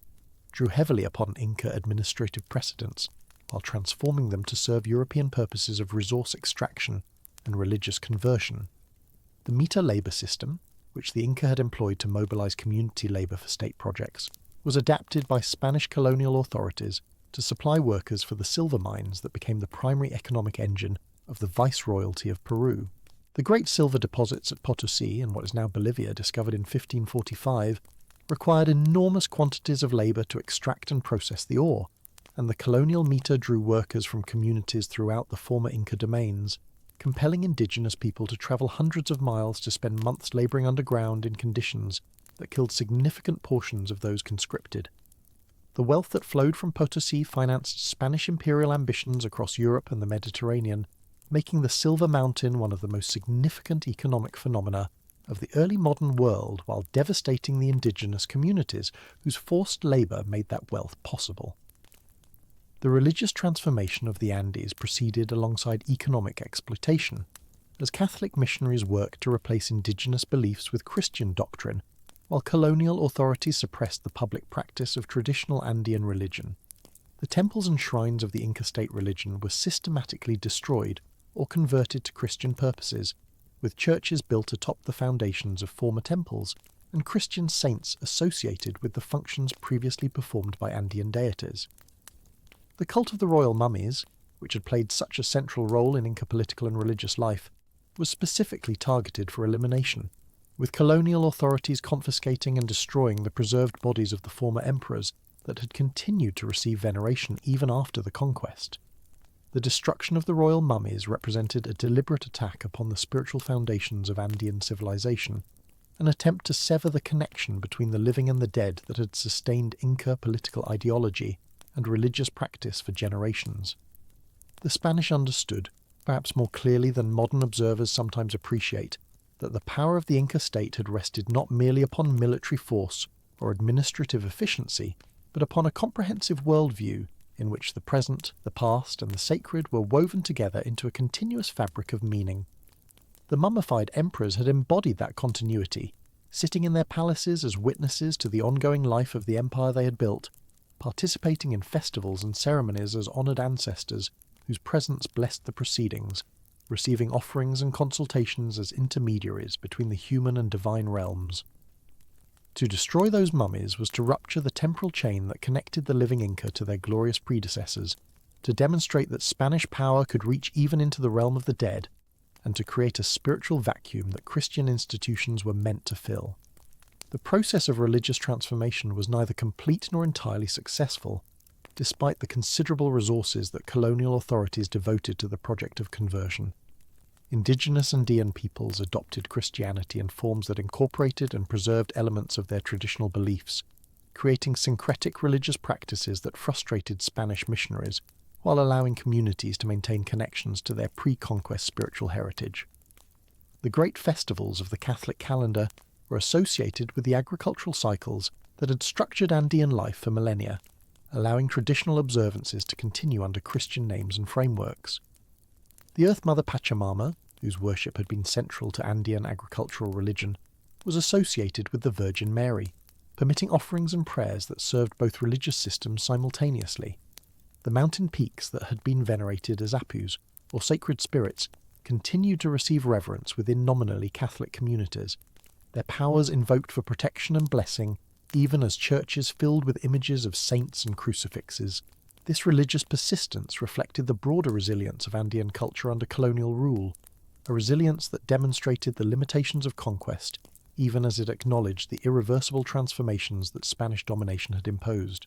The Quechua language, which the Inca had spread throughout their empire as the primary vehicle of administration and communication, survived the conquest and continued to serve as the common tongue of highland populations throughout the colonial period. Spanish missionaries, recognizing that effective conversion required communication in indigenous languages, produced grammars and dictionaries of Quechua, translated religious texts into the language, and delivered sermons in Quechua to congregations who understood little Spanish. This missionary attention to indigenous language inadvertently preserved and standardized Quechua in written form,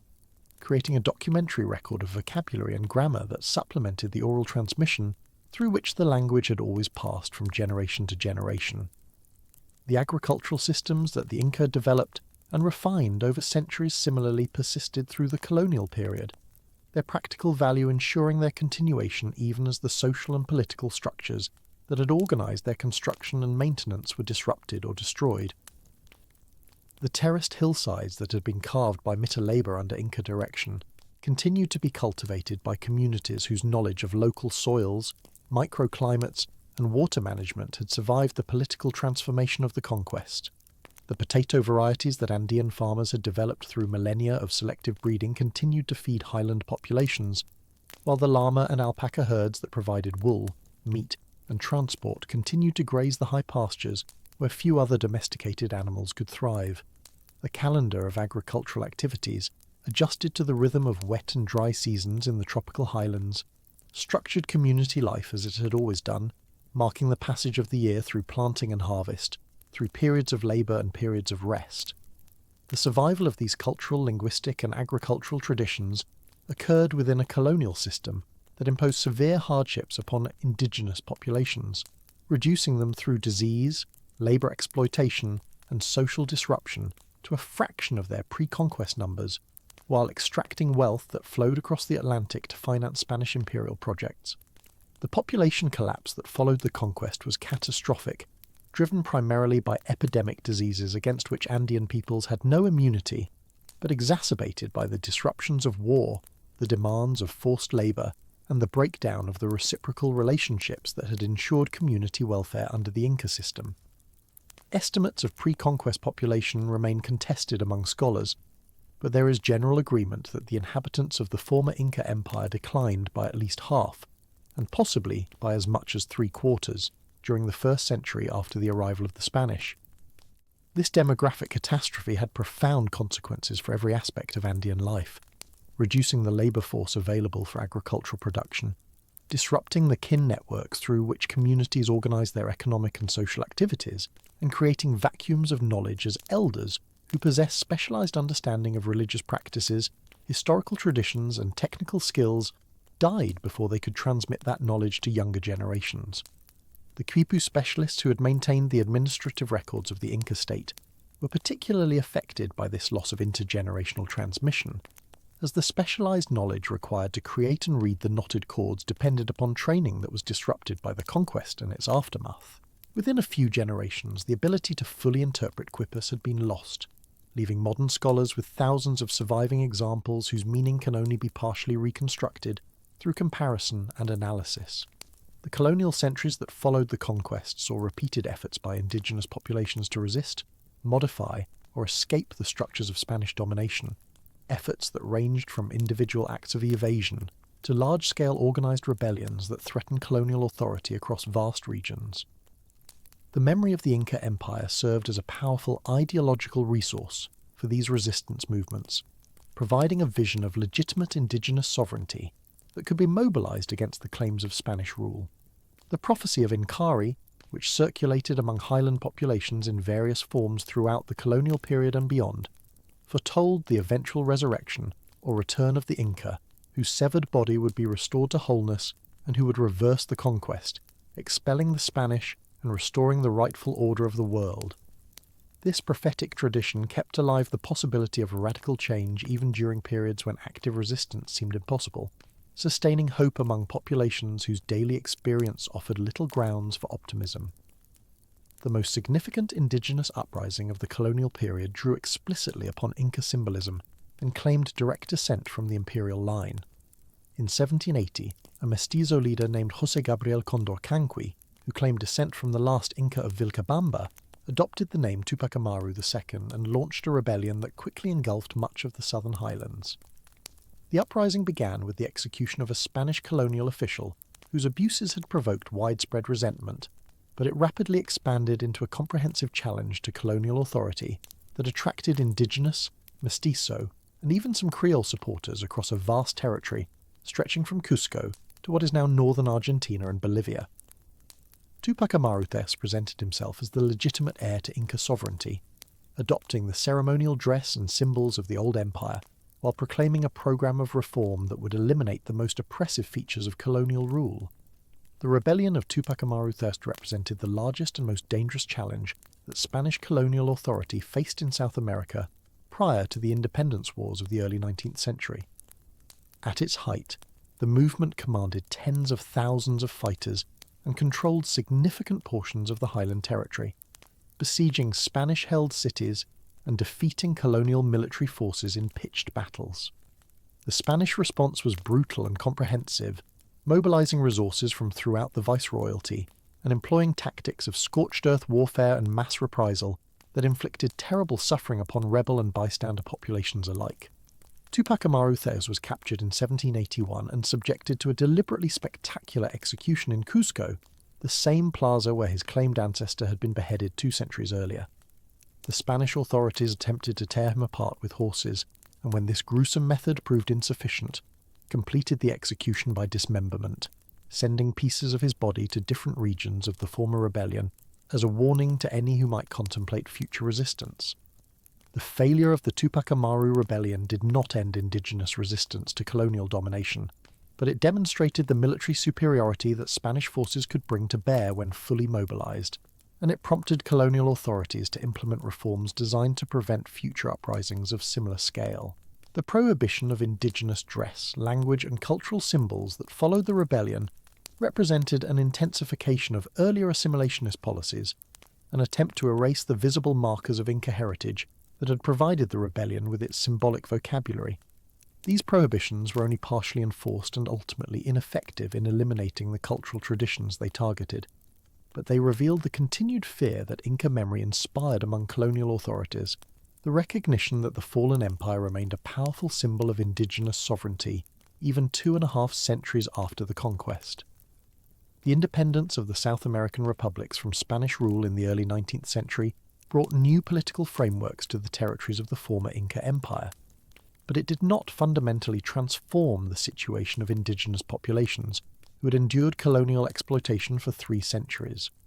The Creole elites who led the independence movements and established the new nations of Peru, Bolivia, and Ecuador were themselves the descendants of Spanish colonizers, committed to maintaining the social hierarchies and economic structures from which their families had benefited under colonial rule. the new republics continued to extract labour and resources from indigenous communities, often employing mechanisms that differed little from colonial precedents, while indigenous peoples remained largely excluded from political participation and citizenship in the states that now claimed sovereignty over their ancestral territories. The 19th and 20th centuries brought additional pressures to bear upon Andean indigenous communities, as expanding hacienda agriculture encroached upon communal lands, as infrastructure projects disrupted traditional patterns of settlement and movement, and as modernizing states sought to transform indigenous peoples into national citizens who would speak Spanish, adopt Western dress, and abandon traditional practices deemed obstacles to progress. The Quechua and Aymara languages, the agricultural traditions, the religious practices, and the community structures that had survived the colonial period faced new challenges from nation-states whose ideologies of development and assimilation left little room for indigenous difference. The survival of Andean indigenous cultures through these centuries of pressure represents one of the most remarkable stories of persistence in human history, a testament to the resilience of peoples who maintained their languages, their traditions, and their identities under conditions designed to eliminate precisely those distinctive features.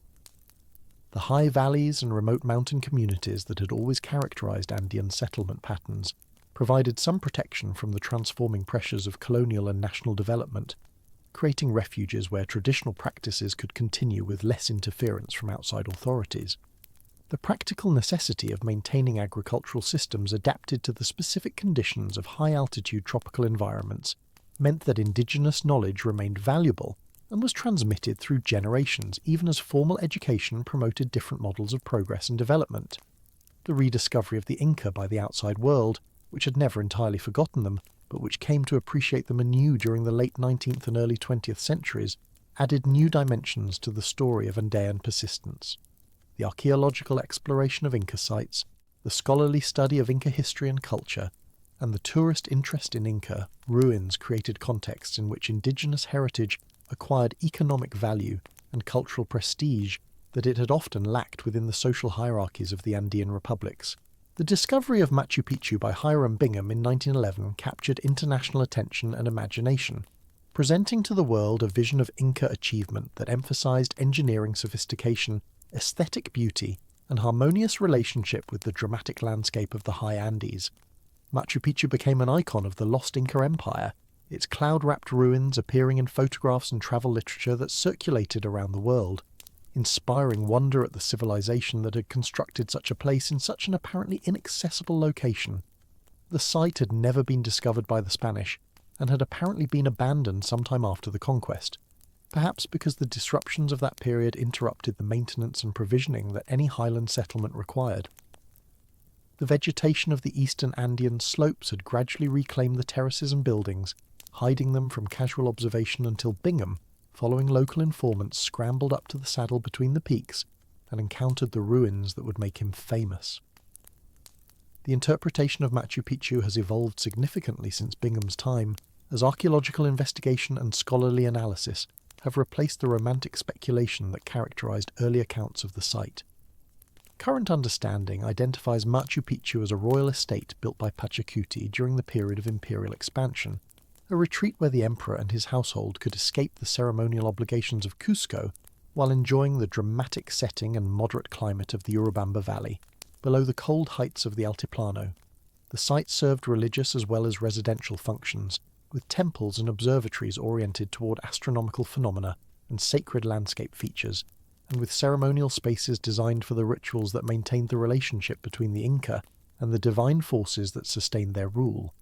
The fame of Machu Picchu brought attention to the broader heritage of the Inca Empire, stimulating archaeological investigation of other sites and scholarly study of the ethno-historical sources that preserved information about Inca civilization. The Spanish chroniclers who had recorded their observations of Inca society in the decades following the conquest, the indigenous and mestizo writers who had produced their own accounts of Inca history and culture, and the colonial administrators who had compiled reports on the peoples under their governance all provided documentary evidence that, when combined with archaeological investigation, allowed reconstruction of Inca civilization in considerable detail.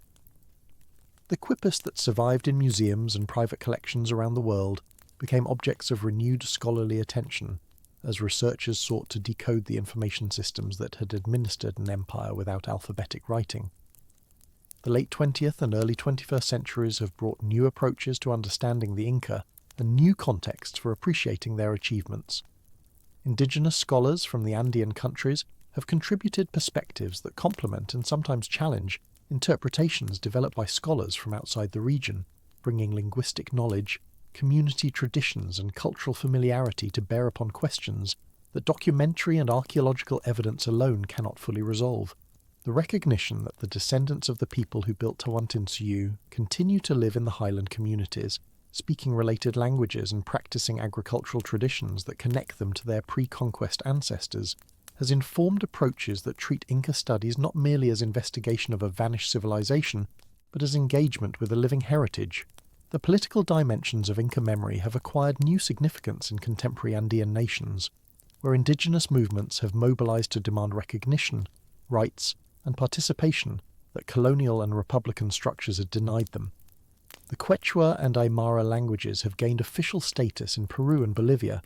reversing centuries of policies that had promoted Spanish and discouraged indigenous language maintenance. The concept of sumak causa, or good living, derived from Andean indigenous thought, has been incorporated into the constitutions of Ecuador and Bolivia, presenting an alternative to development models based solely upon economic growth. Indigenous political leaders have achieved prominence that would have been unthinkable in earlier periods, including the election of Evo Morales as president of Bolivia, the first indigenous head of state in that country's republican history. These contemporary developments represent neither simple continuity with the Inca past nor complete discontinuity from it, but rather a complex relationship in which historical memory serves present purposes while present circumstances shape the interpretation of history. The Inca Empire was itself a system of domination that imposed heavy burdens upon subject populations, demanding labour and resources that flowed upward to benefit the imperial centre, while suppressing local autonomy and compelling incorporation into state religious and political structures. The romantic idealization of the Inca that sometimes characterizes contemporary invocations of indigenous heritage overlooks the hierarchical and coercive aspects of imperial rule, just as the colonial deprecation of indigenous civilization overlooked the genuine achievements of Andean peoples. The Inca were neither utopian paragons nor simple precursors to later states, but rather a civilization that, like all civilizations, combined remarkable accomplishment with significant limitation, that solved some problems while creating others, and that shaped the world in ways both intended and unforeseen.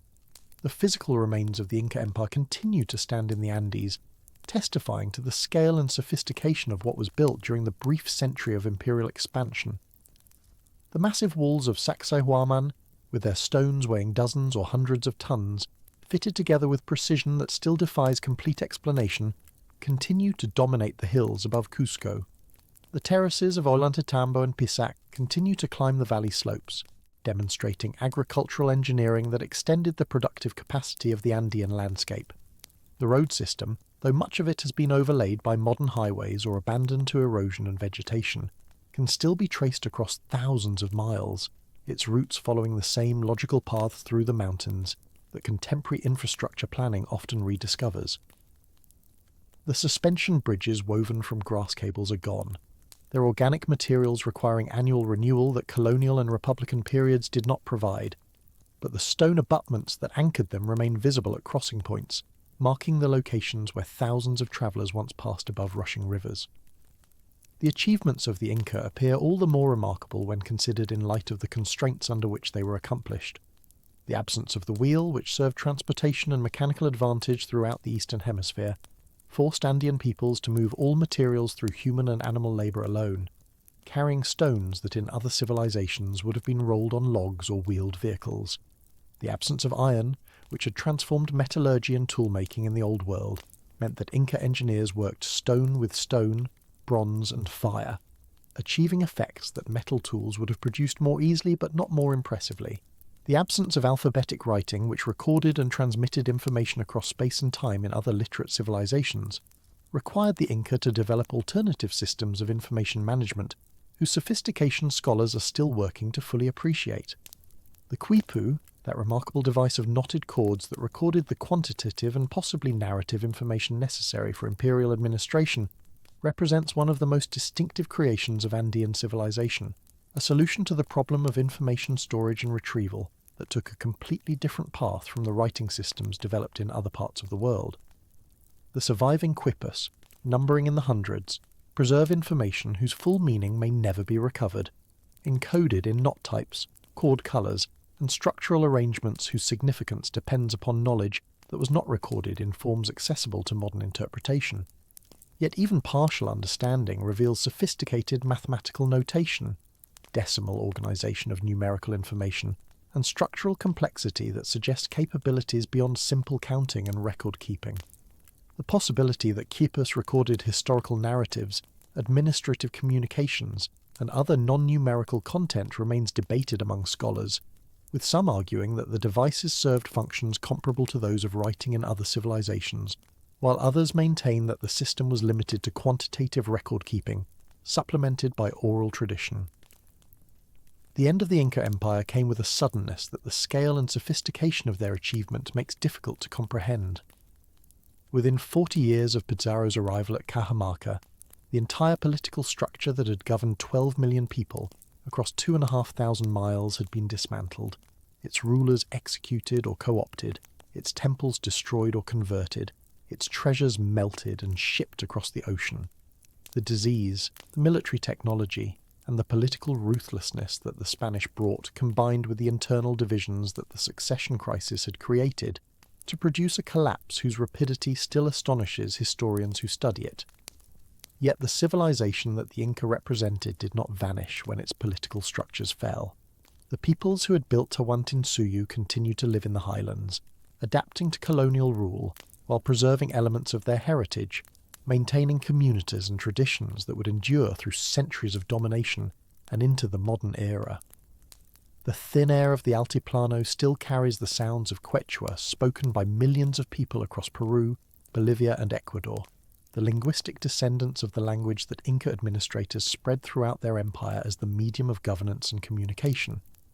The terraced slopes still produce the potatoes and grains that Andean farmers developed, through millennia of agricultural experimentation, feeding populations who remain connected to the land that their ancestors cultivated before the Spanish ever crossed the ocean. The llamas and alpacas still graze the high pastures, their wool transformed into textiles by techniques that predate the empire itself. Their patient forms moving across landscapes that have changed less than the political structures that have governed them. The ruins of Machu Picchu and Cusco and 100 other sites still draw visitors who stand before the massive walls and wonder at what was accomplished by people who had neither wheel nor iron nor alphabetic script. The story of the Inca is a story of human ambition and human achievement, of the organising capacity and creative vision that allowed a small mountain people to build one of the great empires of the world, and of the vulnerability of even the greatest achievements to the contingencies of disease and violence and historical accident. The empire lasted less than a century at its full extent, a brief flowering that was cut short by the collision of worlds that the European voyages of exploration had initiated. Yet the legacy of what the Inca built endures in the physical remains that still stand, in the descendants who still live, in the languages that still are spoken, and in the memory that still inspires. From Quito to Santiago, from the Pacific coast to the eastern edge of the high Andes, the lands that Tawantinsuyu once unified retain traces of the unity that the Inca imposed, connections of culture and history that persist beneath the boundaries of modern nation-states. The Inca had transformed the earth during their brief moment of imperial power, carving terraces into mountainsides, spanning rivers with suspension bridges, cutting roads through landscapes that seemed impassable, constructing cities whose stones still fit together with precision that confounds modern engineers. They had created a system of governance that administered millions of people without alphabetic writing, that mobilized labour and resources across thousands of miles, that incorporated dozens of distinct peoples into a functioning whole.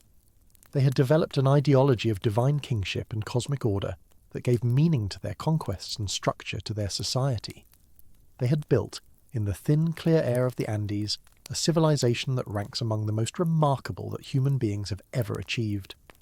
The conquistadors who destroyed that civilization left their own legacies, the colonial structures and republican nations that shaped the subsequent history of South America, the Spanish language and Catholic religion that became dominant throughout the region, the economic systems and social hierarchies that continue to influence the distribution of power and resources. But they could not erase what the Inca had built, could not eliminate the peoples whose labour had constructed the empire,